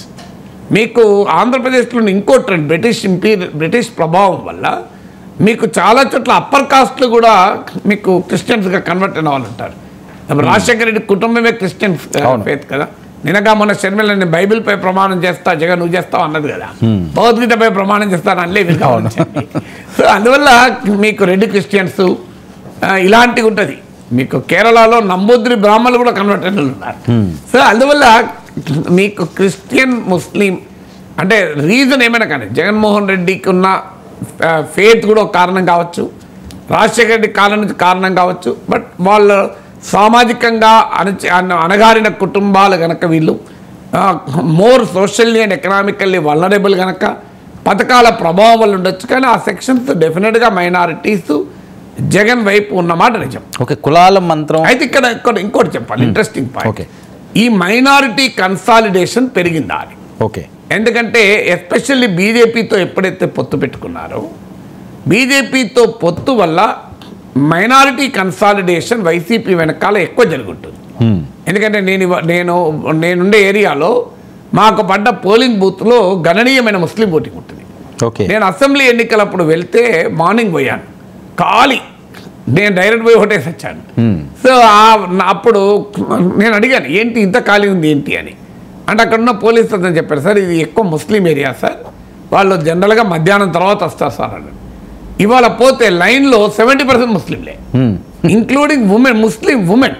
Okay, నేను వెళ్ళే టైంకి నేను 131 ఆడ 1300 ఓట్లున్న బూతు నేను 131.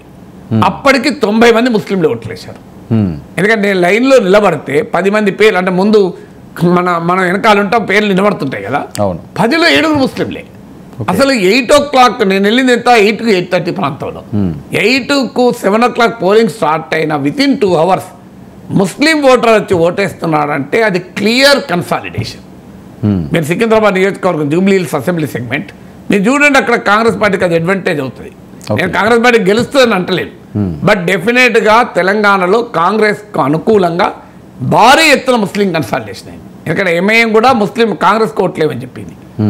సో ఇది తెలంగాణకి పరిమితమవుతుంది అనుకోని ముస్లిం కన్సాలిడేషన్. ఓకే, మీకు అసెంబ్లీ ఎన్నికల్లో బీఆర్ఎస్ ముస్లిం ఓటు కొంత నిలబెట్టుకుంది. మీకు CSDS Lokniti post poll study ప్రకారం ముస్లిం ఓటరు తెలంగాణలో 1/3 కాంగ్రెస్, 1/3 బీఆర్ఎస్, 1/3 ఎంఐఎం కేశారు. మీకు ఆంధ్రప్రదేశ్ ఇది ఈసారి నా నమ్మకం ఎంఐఎం మినహా, ఎంఐఎంకు బలమున్న ప్రాంతం మినహా మిగతా అంతా ఓవర్వేమింగ్గా ముస్లిమ్స్ కాంగ్రెస్కి ఇస్తారు. ఎందుకంటే మైనారిటీ కన్సాలిడేషన్ అట్లా అవుతుంది తెలంగాణలో. ఓకే, ఇది తెలంగాణకే పరిమితం కాదు, ఆంధ్రప్రదేశ్లో కూడా ఉంటుంది. ఎందుకు ఉంటుంది అంటే మీరు మోడీ, అమిత్ షాలు, బీజేపీ చేసిన ప్రచార ప్రభావం కూడా ఉంటుంది. అందుకే మీరు చూడండి ఆ కలవరం మీకు చంద్రబాబు నాయుడులో కనిపించేది. చివరి దశలో పదే పదే ముస్లింల గురించి మాట్లాడాడు చంద్రబాబు నాయుడు. మీకు ముస్లింలకు రక్షణ నేనుంటా, అసలు ముస్లిం రిజర్వేషన్లు పోవు, నేను నిలబడి పోరాడుతా, మీకు లీగల్గా కూడా నిలబడతా, 4% రిజర్వేషన్లు రద్దు చేస్తారని అంటున్నారు, నేను చేయనివా అన్నాడు. చంద్రబాబు నాయుడు అన్నదానికన్నా ఎక్కువ ఆ పక్కన అమిత్ షా మేము అధికారంలోకి వస్తే 4% రద్దు చేస్తానని. అది ఇప్పుడు వెనకటి రోజులు లేవు. ఒకప్పుడు ఆంధ్రప్రదేశ్లో క్యాంపెయిన్ చేస్తే ఆంధ్రప్రదేశ్ ప్రజలకే తెలిసేది. ఇప్పుడు ఎక్కడ తెలంగాణకు ఉత్తరప్రదేశ్ చేసిన ఆంధ్రప్రదేశ్ ప్రజలు తెలుస్తుంది. సో పదే పదే బీజేపీ నాయకులు యాంటీ ముస్లిం క్యాంపెయిన్ పిచ్చి విపరీతంగా చేశారు. మీకు మోడీ ఏమన్నాడు, మీ మంగళసూత్రాలు తీసుకెళ్లి ముస్లింలకు ఇస్తారట, మీరు ఎక్కువ మంది పిల్లలు కన్నా ముస్లింలకేనట వనరులు, అంత మొత్తం ముస్లిం క్యాంపెయినే కదా మీకు గమనిస్తే. సో ఈ క్యాంపెయిన్ ప్రభావం ఆంధ్రప్రదేశ్లో ముస్లింల పైన ఉండదా? జగన్మోహన్ రెడ్డి బీజేపీతో ఫైట్ చేయకపోవచ్చు, జగన్మోహన్ రెడ్డి రేపు కూడా మళ్ళీ గెలిస్తే బీజేపీకి సపోర్ట్ చేయొచ్చు కూడా. ఎందుకంటే లాస్ట్ 5 ఏళ్లలో ఆయన బీజేపీతో ఉన్నాడు కదా, అప్రకటిత మిత్రుడు కదా. కానీ కూటమిలో బీజేపీ ఉంది, జగన్మోహన్ రెడ్డితో బీజేపీ లేదు. టెక్నికల్గా కూటమిలో బీజేపీ ఉంది కనుక నా అంచనా మైనారిటీ కన్సాలిడేషన్ ఆల్రెడీ జగన్కి అనుకూలంగా ఉంది కనుక అది ఇంకా ఎక్కువ అయ్యే అవకాశం కూడా ఉంటుంది.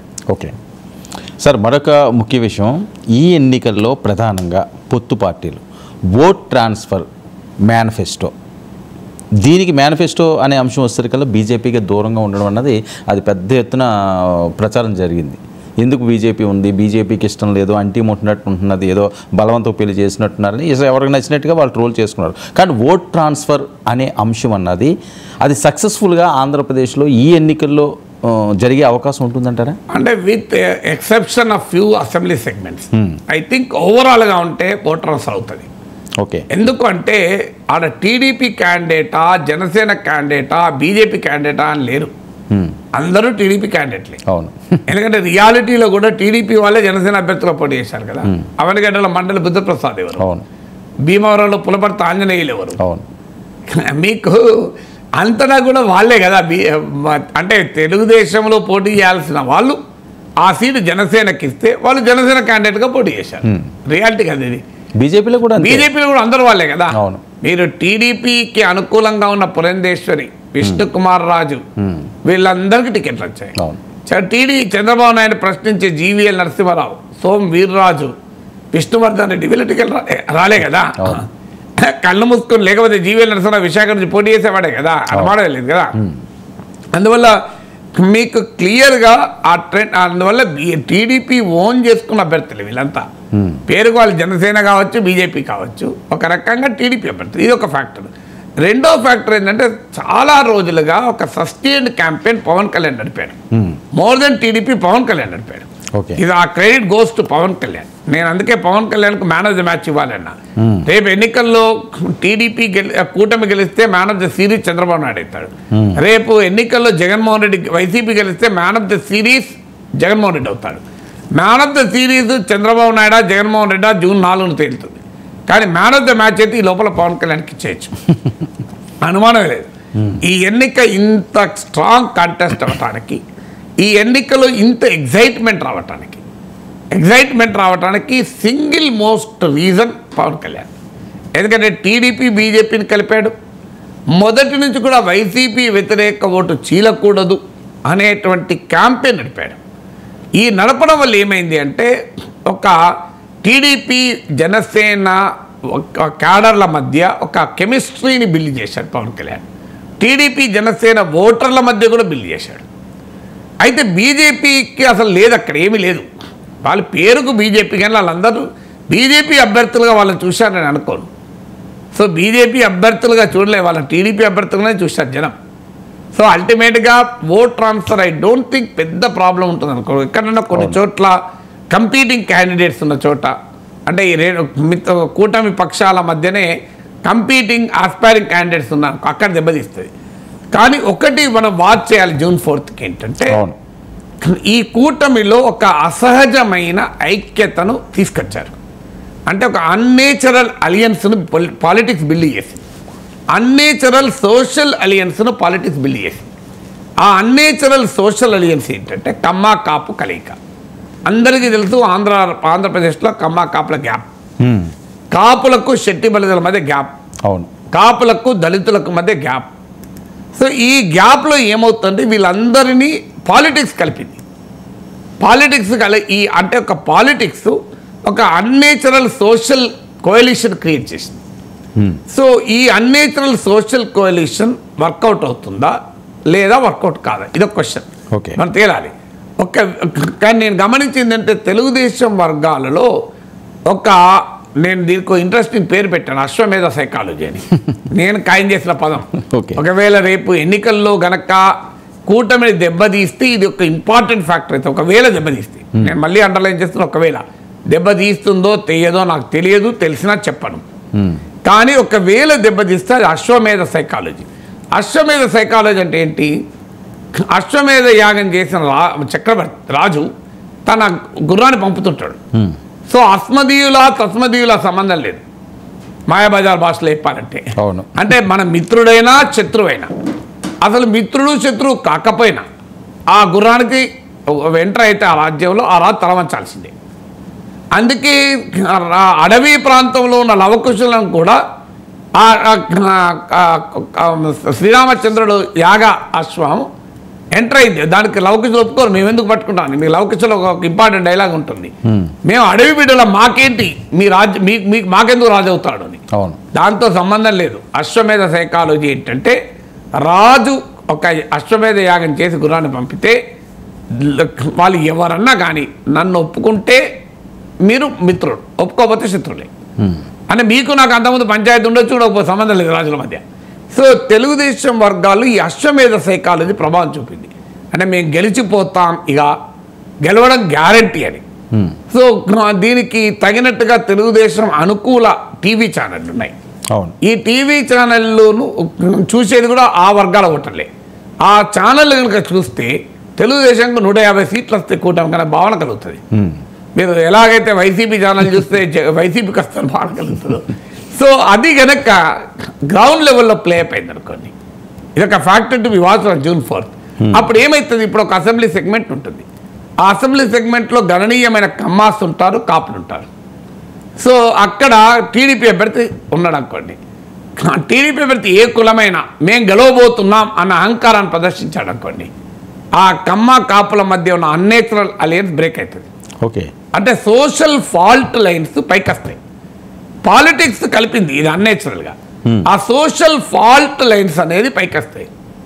సో అందువల్ల అది లేదనుకోండి, ఒకవేళ అశ్వమేధ సైకాలజీ చూపలేదనుకోండి, ఇప్పుడు కాన్స్టిట్యున్సీలో కాపులు ఎక్కువ ఉంటారు, వాడ జనసేన పోటీ చేస్తుంది, మేమే మావాడే గెలవబోతున్నాడు అన్నాను అనుకోండి, కమ్మా సెక్షన్స్లో వ్యతిరేకత వచ్చే అవకాశం ఉంటుంది. సో ఈ పాలిటిక్స్ నిర్మించిన అన్నేచురల్ సోషల్ కోలిషన్ చాలా జాగ్రత్తగా ఎన్నికల వరకు ప్రొటెక్ట్ చేసుకొని ఉంటే డెఫినెట్గా ఓట్ ట్రాన్స్ఫర్ ప్రాబ్లం ఉండదు. ఓకే, అంటే మీకు ఈ అన్నేచురల్ సోషల్ ఎలియన్స్ పాలిటిక్స్ కలుపుతానికి మీకు ఇంకొక ఉదాహరణ చెప్తాను. ఇప్పుడు అంబేద్కర్ కోనసీమ జిల్లా ఉంది, అందరికీ తెలిసి ఇక్కడ కాపులకు శెట్టి బలిజలకు పడదు. అవును, అంటే అందరికీ నేను అనను, బట్ ఒక డామినెంట్ ఫైట్ కదా. కాపులకు దళితులకు పడదు. కానీ అమలాపురం కేంద్రంగా ఉన్న కోనసీమ జిల్లాకు అంబేద్కర్ పేరు పెడితే దీన్ని కాపులు వ్యతిరేకించారు, శెట్టి బలిజలు వ్యతిరేకించారు, వీళ్ళిద్దరు ఐక్యమయ్యారు. కరెక్ట్, దళితులకు వ్యతిరేకంగా ఐక్యమయ్యారు. మీకు గమనించండి. సో అది ఆ కోనసీమకు పేరు పెట్టడం అనే ఫ్యాక్టర్ వీళ్ళని కలిపింది. ఇది అన్ అన్నేచురల్ కోయలిషన్. అవును. సో ఆ ఫ్యాక్టర్ ఉన్నంతకాలం ఆ కోయలిషన్ ఉంటుంది. ఆ ఫ్యాక్టర్ పోయిందనుకోండి, ఆ కోయలిషన్ ఉండదు. సో అందువల్ల ఆంధ్రప్రదేశ్లో టీడీపీ జనసేన పొత్తు వల్ల పాలిటిక్స్ ఒక అన్నేచురల్ సోషల్ కోయలిషన్ నిర్మించింది. ఓకే, ఈ అన్నేచురల్ సోషల్ కోయలిషన్ గనక ఏదైనా ఒక వర్గం తాము ఎన్నికల్లో గెలిచాము అని ఇప్పటికే భావనకు వచ్చి గ్రామ స్థాయిలో పట్టణ స్థాయిలో తమ ఆధిపత్యాన్ని ప్రదర్శిస్తే ఈ ఫాల్ట్ లైన్స్ పైకొచ్చి ట్రాన్స్ఫర్ కాదు ఓటు. ఓకే, అది జరిగి ఉండకపోతే ట్రాన్స్ఫర్ అవుతుంది. మీకు ఇంకొక ఉదాహరణ చెప్తాను. 2014లో స్టడీ చెప్తాను. 2014లో జగన్మోహన్ రెడ్డి గెలుస్తాడు అన్న భావన వచ్చాక జగన్మోహన్ రెడ్డి అనుకూల సామాజిక వర్గాలు, ముఖ్యంగా మాలస్ ఊర్లలో కొన్ని ఊర్లు నేను పరిశీలించాను. మా నాయకుడు గెలవబోతున్నాడు, ఎందుకంటే అందరికీ తెలుసు మాలా ఓటర్లు పెద్ద ఎత్తున 80% మీకు జగన్కే అందరు తెలుసు. ఇంకా మాదిగలన్నా 60% ఉండొచ్చేమో, కానీ మాలా ఓటర్లు 80% ఉంటారు. మీరు ఎక్కడని చూడండి.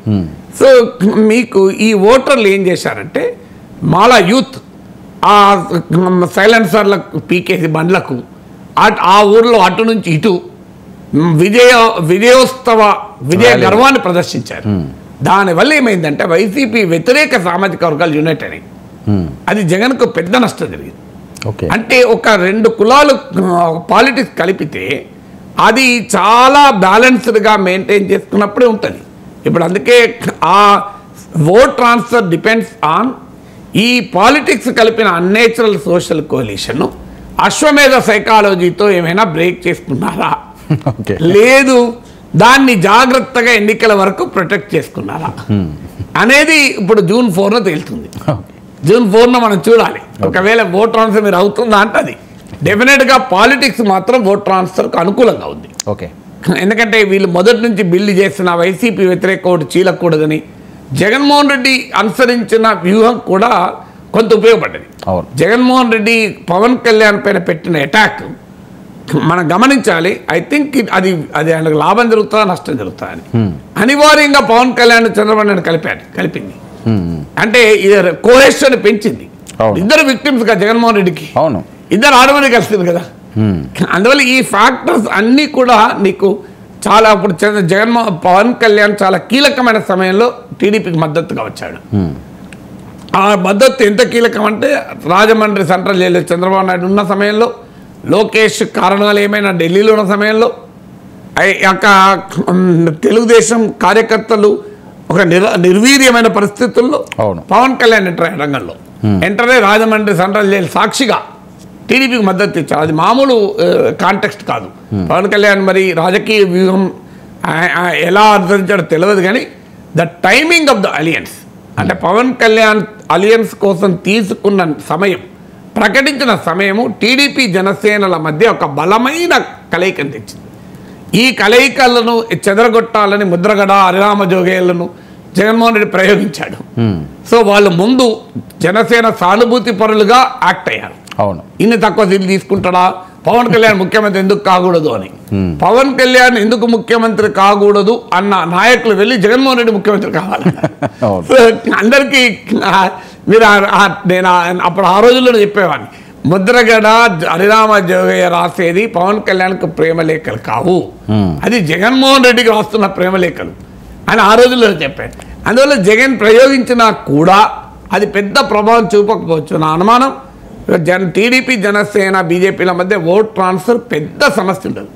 అన్లెస్ ఒకవేళ కనుక ఆ ఓట్ ట్రాన్స్ఫర్ జరగకపోతే దానికి తెలుగుదేశం ప్రదర్శించిన అశ్వమేధ సైకాలజీ కారణమవుతుంది. ఒకవేళ కనుక పడకపోతే, పడుతుందో పడదో జూన్ 4th చూద్దాం.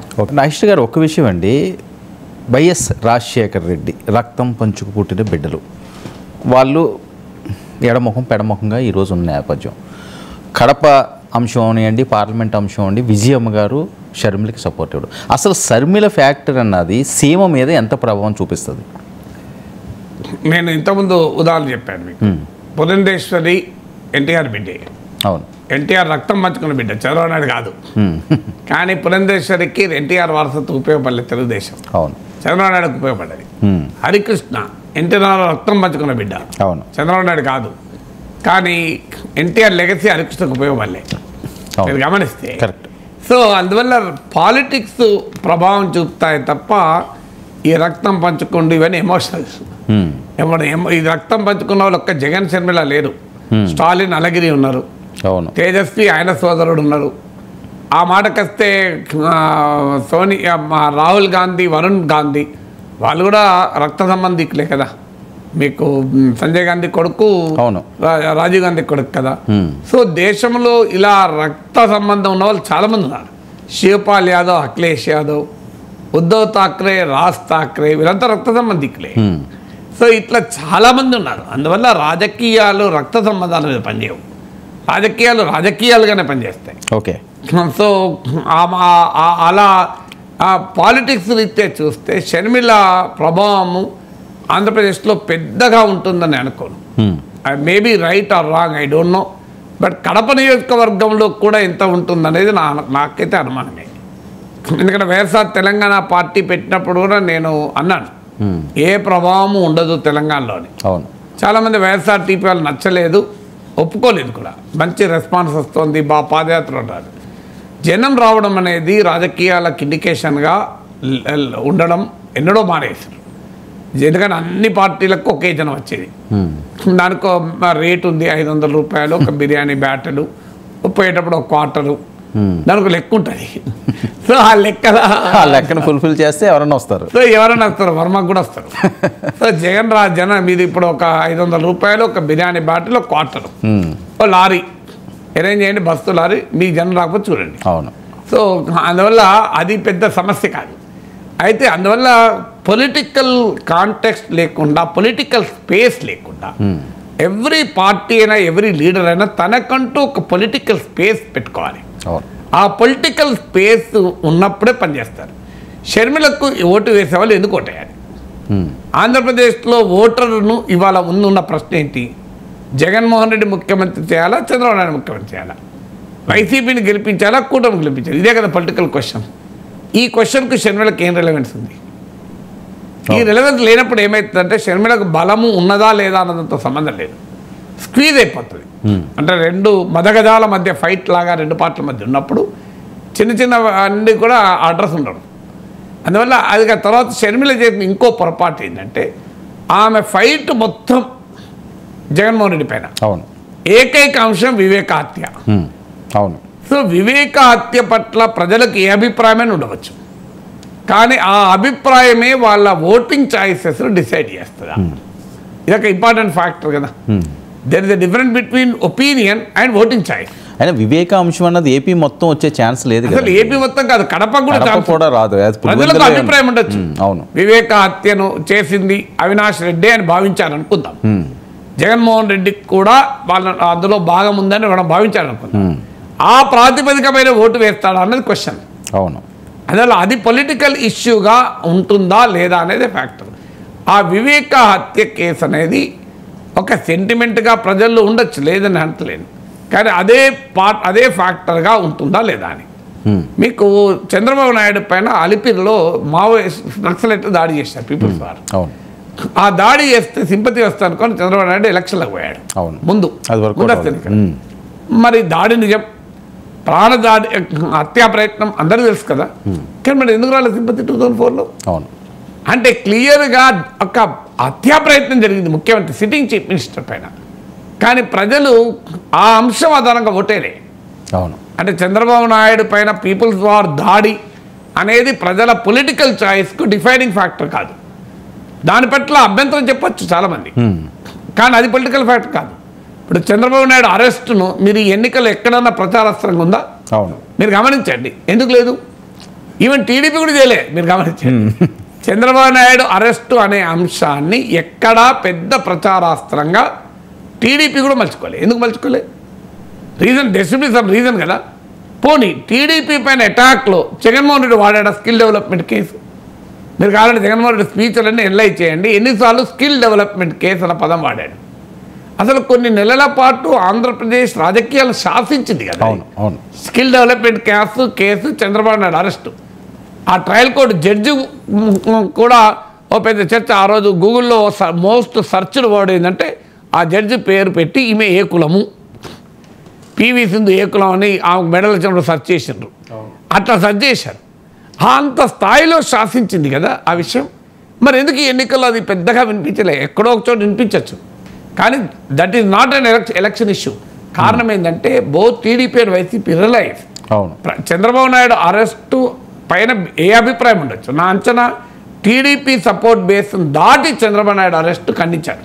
ఓకే, అది కానీ అది టీడీపీకి పొలిటికల్ ఇష్యూగా సింపతిగా వస్తుందని అనుకొని ఉంటే ఎంటైర్ ఎలక్టోరల్ డిస్కోర్స్లో సూపర్ 6 ఉండేది కాదు, ల్యాండ్ టైటిలింగ్ యాక్ట్ ఉండేది కాదు, చంద్రబాబు నాయుడు అరెస్ట్ చేస్తారా అనేది ఉండేది కదా, లేదు కదా. అందువల్ల షర్మిల విషయంలో కూడా జరిగేది అంటే అది పొలిటికల్ అంశంగా ఉంటుందా, షర్మిలకు ఓటు వేయడం అనేది. తర్వాత ఆమె మొత్తం జగన్ పైన అటాక్ పెట్టే వరకు ఛాలెంజ్ వస్తుంది. ఆమెకు ఎవరు ఓటు వేయాలి? రాజశేఖర రెడ్డి అభిమానులే కదా. అవును, ఇప్పుడు విజయమ్మ ఏమన్నా అప్పీల్ చేసింది? రాజశేఖర రెడ్డి అభిమానులకు నా అప్పీల్ అన్నది, ఎన్టీ రామారావు అభిమానులకు నా అప్పీల్, మెగాస్టార్ చిరంజీవి అభిమానులకు నా అప్పీల్, మా షర్మిలమ్మని దీవించానని చెప్పిందా? ఎందుకు చెప్పలేదు? అవును, క్లియర్గా రాజశేఖర రెడ్డి అభిమానులకు అప్పీల్ చేసింది, రాజశేఖర రెడ్డి అభిమానించిన వాళ్ళకి అప్పీల్ చేయలే ఆమె. అంటే కారణం ఏంటి? షర్మిల యొక్క పొలిటికల్ కాన్స్టిట్యున్సీ ఏది? రాజశేఖర రెడ్డి అభిమానించేవాళ్ళు. అవును, రాజశేఖర రెడ్డి అభిమానులకు షర్మిల పట్ల సింపతి ఉండొచ్చు, కానీ ఆ సింపతితో షర్మిలకు ఓటేస్తే ఏమవుతుంది? చంద్రబాబు నాయుడు లాభపడతాడు, అంతే కదా. ఆమె అయితే గెలవదు, ఆమె ముఖ్యమంత్రి అయ్యేది లేదు, ఆమె అధికారంలోకి వచ్చేది లేదు. అందువల్ల రాజశేఖర రెడ్డి అభిమానులు షర్మిల పట్ల సానుభూతి ఉన్నా, షర్మిల పట్ల అభిమానం ఉన్నా, అయ్యో జగన్ షర్మిలకు అన్యాయం చేశాడని భావించిన, షర్మిల పట్ల జగన్మోహన్ రెడ్డి వైఖరి పట్ల తీవ్ర అసంతృప్తి ఉన్నా, రేపు వాళ్ళు ఓటేస్తే అది చంద్రబాబు నాయుడు ప్రయోజనం కలుగుతున్నప్పుడు ఓటేస్తారా? ఓకే, నా క్వశ్చన్ ఇది సింపుల్ కదా. ఏ రాజశేఖర రెడ్డి అభిమాని కూడా చంద్రబాబు నాయుడు మరోసారి ఓటేస్తారా? సో ఈ ఫ్యాక్టర్స్ అని పనిచేస్తాయి మీకు రాజకీయాల్లో. అందువల్ల షర్మిలకు ఒక పొలిటికల్ స్పేస్ లేదు.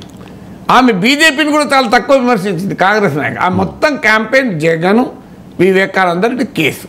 ఓకే, ఇది I think that is wrong strategy. అందువల్ల ఆమె పెద్ద ప్రభావాన్ని చూపుతుంది అని అనుకోను. Very marginal influence. నా అంచనా అయితే కాంగ్రెస్ పార్టీకి 3% మించి ఓటింగ్ వస్తుంది అనుకోను. ఓకే, అది ఓపెన్గా చెప్పగలుగుతాను, ఎందుకంటే ఎలక్షన్ కమిషన్ నిబంధనలు వాళ్ళతో సంబంధం లేదు. ఎవరు గెలుస్తారు ఎవరు ఓడతారు చెప్తలేను. కానీ కాంగ్రెస్ పార్టీ పైన కాంగ్రెస్ పార్టీ పెద్ద ప్రభావాన్ని ఎన్నికల్లో చూపదు.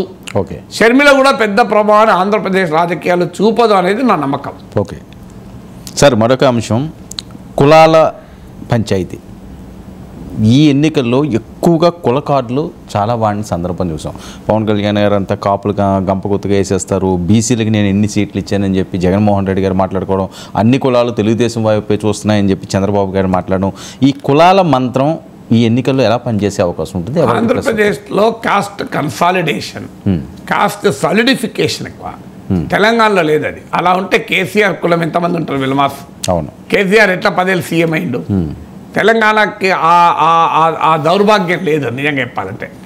తెలంగాణలో కొంత రాజకీయ చైతన్యమే డామినేట్ చేస్తుంది. అవును. ఆంధ్రప్రదేశ్కి వచ్చే వరకు 2 కులాలు, 2 పార్టీలు, 2 నాయకులు, 2 కుటుంబాలు, ఎంటైర్ పంచాయతీ దీని చుట్టే కదా. అవునన్నా కాదన్నా? అవును. సో ఈ పంచాయతీ క్లియర్. వాళ్ళకి అంత ఓట్ బ్యాంక్ లేదు కదా సార్? వాళ్ళ ఓట్ బ్యాంక్తో సంబంధం లేదు. వాళ్ళప్పుడు కమ్మ ఓటర్ అంటే, రెడ్డి ఓటర్ అంటే కమ్మారెడ్డి కాదు, వాళ్ళ ఇకో సిస్టమ్ అంటారు. అంటే వాళ్ళ ఇన్ఫ్లుయెన్స్లో ఉండే ఓటింగ్. ఏ కులం ఒక్కటే ఏ నాయకుడిని ముఖ్యమంత్రి చేయదండి. చంద్రబాబు నాయుడుకు కమ్మలు ఓటేస్తేనే ముఖ్యమంత్రి అవుతాడా? ఇంపాసిబుల్. చంద్రబాబు నాయుడు కమ్మ నాయకుడు అనగలమా?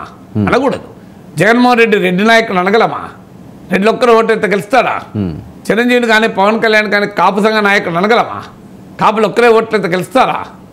వాళ్ళకి అనేక వర్గాల ప్రజల్లో అభిమానులు ఉంటారు. ఆ మాటకైతే టీడీపీలో రెడ్డి లేరా? సోమిరెడ్డి చంద్రమోహన్ రెడ్డి రెడ్డి కదా, రోజు టీవీలో కనబడే జీవీ రెడ్డి, వీళ్ళంతా రెడ్లే కదా. సో వైసీపీలో కొడాలి నాని కమ్మ అనుకుంటా కదా, నాకు గుర్తున్నది. అవునా? వైసీపీలో కూడా కమ్మాస్ లేరా? ఇప్పుడు కేశినేని నాని పోటీయలేదా? శ్రీకృష్ణదేవరాయ మొన్నటిదాకా ఎంపీ కదా. సో అందువల్ల అలా ఒకే కులం వాళ్ళు ఉంటారని కాదు.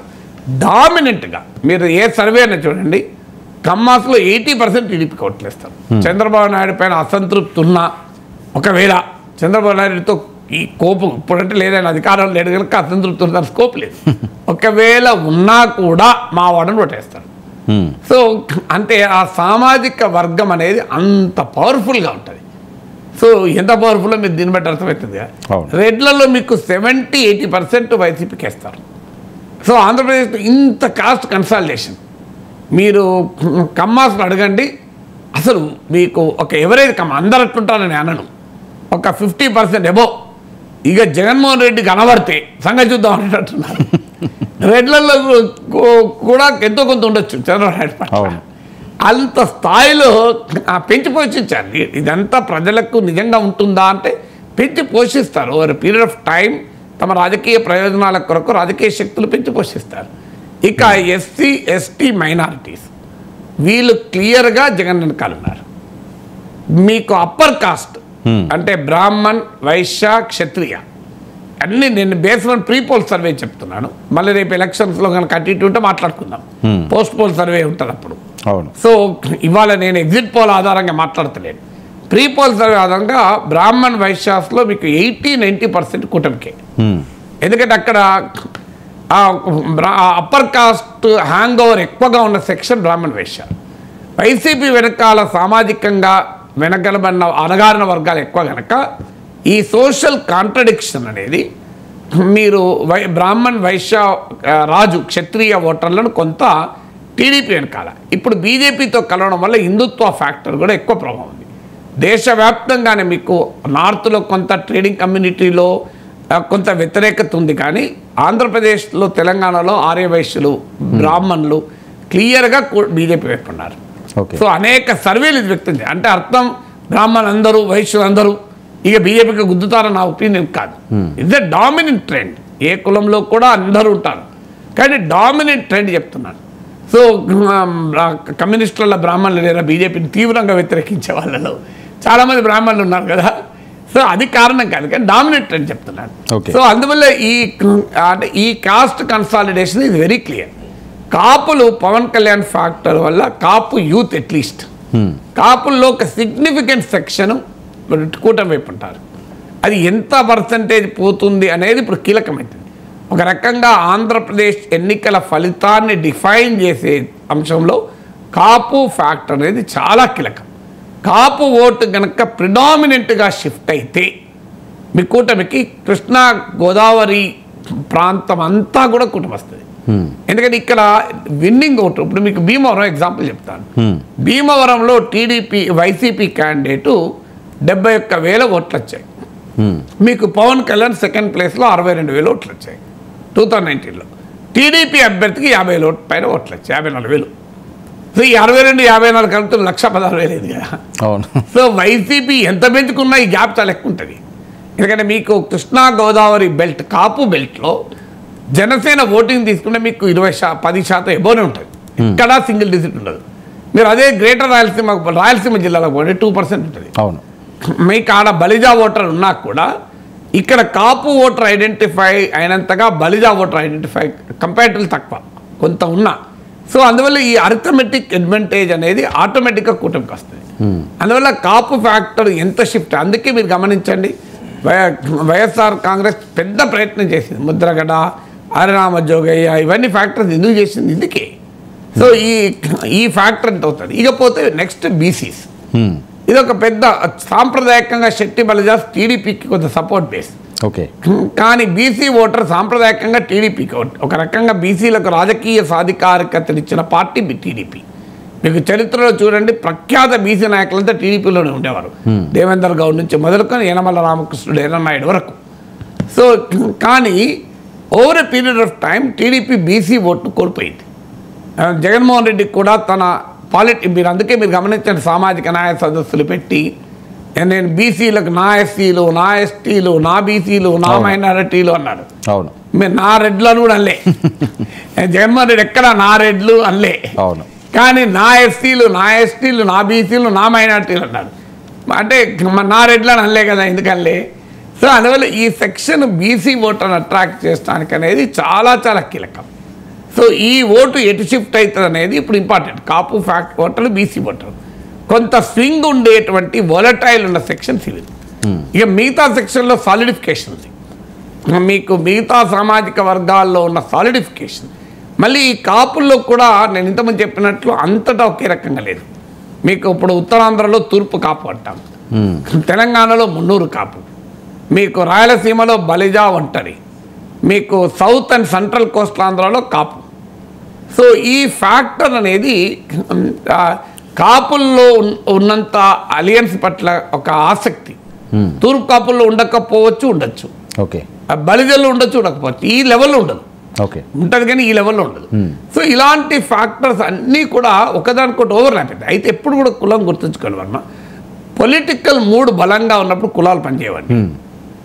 ఒక్క రెడ్లు, ఒక్క ఎస్సీలో ఓటేస్తే జగన్మోహన్ రెడ్డి 151 సీట్లు వచ్చేదా? అవును, ఇంపాసిబుల్ కదా. కానీ ఒక పర్సెప్టిబుల్, డిజర్నిబుల్, స్ట్రాంగ్ పొలిటికల్ మూడ్ లేకపోతే ఈ కులాల ఫ్యాక్టర్స్ అన్నీ పైకి వస్తాయి. కానీ ఒక బలమైన పొలిటికల్ మూడ్ ఉందనుకోండి, ఇవేవి పనిచేయవు. ప్రజలు కులాలకు అతీతంగా కొట్టేస్తారు. అవును. సో అందువల్ల అల్టిమేట్గా కులం ఎంత పనిచేస్తుంది, క్లియర్గా కాస్ట్ సాలిడిఫికేషన్ ఉంది. సింగ్ కాస్ట్లు కొన్ని ఉన్నాయి. ఇది పొలిటికల్ మూడ్ ఎంత మేరకు ఈ కాస్ట్ ఫ్యాక్టర్ని సబ్డ్యూ చేస్తుంది లేదా పైకి లేపుతానే చూడాలి. ఓకే సార్, మరొక ముఖ్య విషయం రాజధాని అంశం. జగన్మోహన్ రెడ్డి గారు కానీ గెలిస్తే విశాఖలో ప్రమాణ స్వీకారం చేస్తారంటారు, చంద్రబాబు నాయుడు గారు అమరావతి అంటారు. ఈ ఎన్నికల్లో అసలు ఎవరు, ఏ ప్రజలు, కృష్ణా గుంటూరు జిల్లా ప్రజలు, అలాగే విశాఖ ఉత్తరాంధ్ర ప్రజలు రాజధాని అనే అంశాన్ని హై ప్రయారిటీగా తీసుకుని ఓట్లేసే పరిస్థితి ఉంటుందా? అసలు చంద్రబాబు నాయుడు హై ప్రయారిటీ తీసుకున్నాడా, జగన్మోహన్ రెడ్డి హై ప్రయారిటీ తీసుకున్నాడా? నేను నాకు చెప్పండి. క్యాంపెయిన్లో నాకైతే హై ప్రయారిటీ కనవలే. ప్రజల విషయంలో అండి, ప్రజల విషయంలో, అదే ఓటర్ల విషయంలో, అంటే ప్రజల్లో కనుక అది హై ప్రియారిటీ ఉంటే నాయకులు ఊరుకోరండి. పొలిటీషియన్ అనేవారు ఆక్టోపస్, అంటే బాగా పల్స్ను పట్టుకోగలుగుతారు. ఓకే, ఒక అత్యంత సమర్థుడైన ఫిజిషియన్ కూడా పల్స్ పట్టుకోలేడంత పొలిటీషియన్ పట్టుకోగలుగుతాడు. పొలిటీషియన్ అనే వ్యక్తి చాలా చాలా చాలా తెలివైన వాడండి. ఒకవేళ నిజంగానే ప్రజల్లో అదొక డిఫైనింగ్ ఫ్యాక్టర్గా ఉంటే డెఫినెట్గా అది హై ప్రియారిటీ అవుతుంది. అయితే అమరావతి సెంటిమెంట్ లేదా, అమరావతి సెంటిమెంట్ ఉందా లేదా అనేది కాదు క్వశ్చన్. తెలుగుదేశానికి ఉన్న సహజ సపోర్ట్ బేస్ దాటి ఉందా? ఓకే, ఆల్రెడీ టీడీపీ ఓటర్ అండి, మళ్ళీ అమరావతి సెంటిమెంట్ వాళ్ళకు ఉన్నది ఏముంది, డిఫరెన్స్ ఏమున్నది? ఒక్క అమరావతి సెంటిమెంటే కాదు, 100 సెంటిమెంట్లతో టీడీపీ కొట్టేస్తాడు. అవును, సెంటిమెంట్ ఎవరికి ఉండాలి? వైసీపీ వెనకాల ఉన్న సామాజిక వర్గాల్లో వైసీపీ వెనకాలన్న ఓటర్లలో కూడా అమరావతి సెంటిమెంట్ ఉండాలి. ఇది ఫస్ట్ ఫ్యాక్టర్. చాలా మందికి అర్థం కాదు. అమరావతి సెంటిమెంట్ లేదని ఉన్నది, డౌట్ లేదు. మీరు అమరావతి ప్రాంతంలో అడగండి, 80% ప్రజలు అమరావతి కావాలంటారు. ఆ లెక్కన వైసీపీకి 20% మించి ఓటు రావద్దు. మీరు ఏ సర్వే చూడండి, అనేక ప్రీపోల్ సర్వేలు చూసి చెప్పాను. అసలు టీడీపీ ఓటరా వైసీపీ ఓటరా సంబంధమే లేదు. ఏ పార్టీ ఓటర్న కానీ, ఏ సామాజిక వర్గం అన్న కానివ్వండి, మీకు అమరావతి పైన రాజధాని పైన అభిప్రాయం ఏంటంటే ఖచ్చితంగా అమరావతిలోనే రాజధాని కావాలి అంటారు. ఓకే, నిజంగానే రామ మందిరం కావాలా వద్దా అని మీరు అడగండి. హిందువులు దేశంలో 80%, 80% హిందువులో రామ మందిరం కావద్దు అన్నట్టు ఉంటాడా? అవును, 1% కూడా ఉంటారు. మరి అలా అయితే బీజేపీకి 80%, 80% ఓటు రావాలి కదా. బీజేపీకి ఎందుకు 80% ఓటు వస్తలేదు? ఓకే, రామ మందిరం కావాలంటారు కానీ బీజేపీ 80% వేస్తలేదు. అంటే అర్థం ఏంటి? ఒక అంశం పైన అభిప్రాయం ఉండడం వేరు, ఆ అభిప్రాయమే ఓటింగ్ చాయిసెస్ను డిఫైన్ చేయడం వేరు. అందువల్ల అమరావతి ఖచ్చితంగా బలమైన ప్రజాభిప్రాయం ఉంది. కానీ అది తెలుగుదేశం వర్గాలు దాటి వైసీపీ అనుకూల ఓటర్లను షిఫ్ట్ చేయగలుగుతుంది ఇటువైపు. లేదు అట్లీస్ట్ న్యూట్రల్గా ఉన్న ఓటర్నైనా షిఫ్ట్ చేయగలుగుతుంది అనేది పాయింట్. ఆ స్థాయిలో అది పొలిటికల్లీ ఎక్స్ప్లోజ్ ఇష్యూగా ఎంత మేరకు ప్రభావితం చేస్తుంది అనేది క్వశ్చన్. డెఫినెట్గా అది ఎంతో కొంత ఖచ్చితంగా ప్రభావం చూపుతుంది. ఓకే, అమరావతి ఇష్యూ ఎంతో కొంత జగన్కు లయబిలిటీ, కూటమికి అసెట్. కానీ అదే డిఫైనింగ్ ఫ్యాక్టర్గా ఉంటుందని అనుకోను. ఆ డిఫైనింగ్ ఫ్యాక్టర్గా లేదు కనుకనే అంత హై ప్రియారిటీ కూటమి సూపర్ 6కి ఇచ్చినంత ప్రచారం, భూమి మీది కాదు అన్న ప్రచారం ఎందుకు అమరావతికి ఇవ్వలే? మీరు లాస్ట్ 2 days ముందు ఆంధ్రప్రదేశ్లో అన్ని పేపర్ల యాడ్స్ ఏంటి? దివ్యమైన బ్రహ్మాండమైన అమరావతి కావాలంటే కూటమికోట నేను యాడ్ ఇచ్చిండ్రా? అవును. భూమి మీది కాదు, మీ భూమి మీది కాదని యాడ్ ఇచ్చిండ్రు. అవును. మరి ఎందుకు ఇచ్చిండ్రు? అమరావతి కావాలంటే మీకు మాకు ఓటేయండి అని ఎందుకు యాడ్ ఇవ్వలేదు నాకు చెప్పండి. అవును, ఎక్కడ పేపర్లో రాలే, టీడీపీలో యాడ్ రాలే కదా. సూపర్ 6కు ఓటేయండి అన్నారు కానీ అమరావతి కోసం ఓటేయండి చంద్రబాబు నాయుడు అప్పీల్ చేశాడా? కంపారిటివ్లీ అమరావతి కావాలి అనొచ్చు, ఉపన్యాసంలో చెప్పచ్చు, కాదనట్టలేదు. కానీ ఎందుకు అంటే దానికి ఉన్న లిమిటేషన్ అది. అలాగే విశాఖ రాజధాని కావాలని మీరు అడగండి, ఉత్తరాంధ్రపై మెజారిటీ ప్రజలు కావాలని అంటారు. కొంతమందిలో అద్దన్న ఒపీనియన్ కూడా ఉంది, ఎందుకు మాకు ఈ గందరగోళం ప్రశాంతంగా ఉన్నామని. But still where. కానీ అది జగన్మోహన్ రెడ్డికి ఓట్లు తెచ్చే అంశంగా ఉందని నేను అనుకోను. ఓకే, అందుకే జగన్మోహన్ రెడ్డి కూడా ఈ ఎన్నికల్లో 3 రాజధానుల ఇష్యూలు హై ప్రియారిటీ చేయలే. మరి అక్కడే ప్రమాణ స్వీకారం చేస్తానని అది లాస్ట్లో ఒక్కసారి అన్నాడు. మీరు గమనిస్తే మీ మొదట్లో ఎక్కడ అది పెద్ద క్యాంపెయిన్ అనలే కదా. ఒకవేళ అదే ప్రధాన అంశం అంటే విశాఖలో అనద్దు ఆ మాట, అనంతపురం కూడా అనాలి. అవును, అనంతపురం అనలే కదా. సో అదే ప్రియారిటీ అనంతపురంలో అనాలి కదా. అందువల్ల ప్రజలు అంటే విశాఖ ఫ్యాక్టర్ ఎంతో కొంత వైసీపీకి యాడ్ అవుతుంది, అమరావతి ఫ్యాక్టర్ ఎంతో కొంత కుటుంబకి యాడ్ అవుతుంది. కానీ మొత్తం రాజకీయ ఫలితాలని శాసించేటువంటి స్థాయిలో రాజధాని అంశం ఉందా అనేది క్వశ్చన్. ప్రజల్లో అభిప్రాయం ఉంది, తెలుగుదేశం అనుకూల ఓటర్లో బలమైన అభిప్రాయం ఉంది, ఇక తటస్థ ఓటర్లో వైసీపీ అనుకూల ఓటర్లో కూడా అమరావతి కావాలని ఉంది. కానీ అమరావతిని చెడగొట్టినందుకు జగన్ ఓడించాలి అనే భావన వాళ్ళలో ఉందా అన్నది పాయింట్ కదా. ఓకే, సో ఓవరాల్గా చాలా గత ఎన్నికలతో పోల్చుకుంటే ఈ ఎన్నికలు మాత్రం చాలా ఆసక్తికరంగానే ఉన్నాయనుకోవచ్చండి. చాలా ఎగ్జైటింగ్గా ఉంది, లేకపోతే ఇంత ఉత్కంఠభరితంగా ఎక్కర్లేదు కదా. అవును, మీకు లాస్ట్ ఎలక్షన్స్ మీరు చూస్తే ఒక 1 year బిఫోర్ అర్థమైంది. అవును, చాలా మందికి ఒప్పుకోలే. నేను 1 year బిఫోర్ ఒక వీడియో పెట్టాను, చంద్రబాబును దడపుట్టించే 8 అంశాలని. ఇప్పటికీ యూట్యూబ్లో ఉంటుంది. చాలా మంది నాకేదో టీవీ మీద కోపం ఉందని మాట్లాడిన అనుకున్నాను.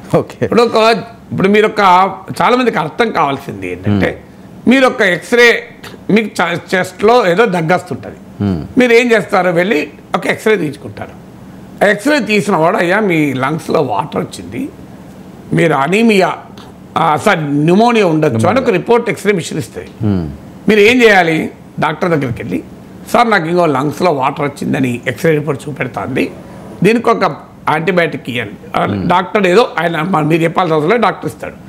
కానీ నా లంగ్స్లో వాటర్ ఉందని చూపెడతావురా నువ్వు అని చెప్పి ఆ ఎక్స్రే తీసుకొని కొట్టినావు అనుకో, లేదా ఎక్స్రే మిషన్ పగలగొట్టినావు అనుకో, నా ఇంత మంచి ఊపిరితిత్తులు, నేను ఉదయాన్నే ప్రాణాయామం చేస్తాను, అలాంటి నా ఊపిరితిత్తుల్లో వాటర్ ఉందంటావు అని చెప్పి ఆ మిషన్ పగలగొట్టినావు, ఏమొస్తే లాభం? అవును. ఇప్పుడు రాజకీయ పార్టీలు ఎట్లుందంటే నాగేశ్వర్ అనేవాడు ఆ ఎక్స్రే మిషన్ లాంటి వాడు. నాగేశ్వర్ అనేవాడు ఒక రేడియాలజిస్టు. ఆ మిషన్లో ఏముంటే ఆ రిపోర్ట్ రాసిస్తాను. నేను ఒక ఎక్స్రే మిషన్ పెడతా, పెట్టింగో లంగ్స్లో కొద్దిగా వాటర్ ఉంది అని చెప్పి రాసిస్తాను. మీరు ఏం చేయాలి? డాక్టర్ దగ్గర పోయి ట్రీట్మెంట్ తీసుకోవాలి. కానీ నాకు ఎన్నడూ లేని వాటర్ నువ్వు ఇప్పుడు ఉందంటావా? నువ్వు నా మీద కోపంతో అంటాను, నీకు నా మీద పగ ఉంది అని చెప్పి ఆ రేడియాలజిస్ట్ను కొట్టి ఎక్స్రే మిషన్ పగల కొడితే ఏమొస్తుంది? ఇప్పుడు రాజకీయ పార్టీల పరిస్థితి అట్లుంది. మనం ఏదైనా అభిప్రాయం, నేను తెలంగాణ ఎన్నికలప్పుడు చెప్తే కాంగ్రెస్ గెలిస్తే వాతావరణం ఉంది అనే గెలుస్తున్నా కూడా నేను ఎక్కడ చెప్పలే, ఎందుకంటే నాది ఎప్పుడు ఎన్నికల ముందు చెప్పను. కానీ ఆ రాజకీయ పరిస్థితులు విశ్లేషిస్తే నేను కాంగ్రెస్ అని అన్నారు. మరి నేను నా వల్లనే రేవంత్ రెడ్డి ముఖ్యమంత్రి అయినా చెప్పండి. నా వల్లనే రేవంత్ రెడ్డి ముఖ్యమంత్రి అయ్యే సీన్ ఉంటే నేనే ముఖ్యమంత్రి అవుతా కదా, రేవంత్ రెడ్డి ఎందుకు అనిస్తా? నేను నాగేశ్వరే ముఖ్యమంత్రులు నిర్ణయించే పరిస్థితి ఉంటే, నాగేశ్వరే అధికారంలోకి వచ్చే పరిస్థితి నేనే పార్టీ పెట్టి ఇప్పుడు ముఖ్యమంత్రి అయిపోయాడు కదా. ఇప్పుడు నేను 2019 ఎలక్షన్ల ముందు కూడా ఇలాగే వీడియో పెడితే టీడీపీ వాళ్ళంతా నువ్వు జగన్కి అనుకూలంగా నేనెందుకు అనుకూలంగా మాట్లాడుతున్నానే, వాడు ఉన్న పరిస్థితి చెప్పినా. మరి ఏమైంది? నేను మాట్లాడినా, మరి నేను మాట్లాడిన జగన్మోహన్ రెడ్డి 150 సీట్లు రావడం ఆపిండా? ఎక్స్రే మిషన్ బాగా కొట్టిండు, కానీ ఏమైంది? రేడియోలో అటాక్ చేసిండు, కానీ ఏమైంది? జగన్మోహన్ రెడ్డి గెలిచిండు కదా. అందువల్ల అప్పుడు అంత స్పష్టత ఉండే, తెలంగాణ ఎన్నికల్లో కూడా స్పష్టత ఉండే. ఈ ఎన్నికల్లో మాత్రం చాలా ఎగ్జైటింగ్గా పిక్చర్ ఉన్నమాట నిజం. ఎవరు గెలిచినా బలమైన ఫైట్ ఇచ్చారు. సీట్లు అయిన తర్వాత సంగతి. It's a very very spirited contest. తమ సర్వశక్తులు వడ్డారు. ఇక అందులో ఎక్కడ లీవ్ నో స్టోన్ అంటాడని ఇంగ్లీష్ ఈడియం ఉంది. హోల్స్ నో హోల్స్ బార్ అంటారు ఈడియం. ఆ నో హోల్స్ బార్ బ్యాటిల్, ఇక ఎక్కడా రాజీ లేని బ్యాటిల్ నడిపారు. అంతవరకు మాత్రం ఇద్దరు, అటు జగన్మోహన్ రెడ్డి కానీ చంద్రబాబు నాయుడు కానీ మామూలు ఫైట్ చేయలేదు. It's a really very very acrimonious battle. చాలా చాలా తీవ్రమైన పోరాటం చేశారు. గెలిపి ఎవరిని వరుస్తుందో జూన్ 4న తెలుసుకుందాం. కానీ పోరాటంలో మాత్రం ఎవ్వరూ తగ్గేదే లేదన్నారు ఇద్దరు కూడా. అటు జగన్ కానీ చంద్రబాబు నాయుడు కానీ తగ్గేదే లేదన్నారు. ఎవరిని జనం తగ్గిస్తారో మనది లేదు, జూన్ 4లో చూద్దాం. ఓకే, ఫినిషింగ్ టచ్ మరి వాటర్లో ఎవరికి ఇచ్చారో. Thank you so much Nageswara గారు.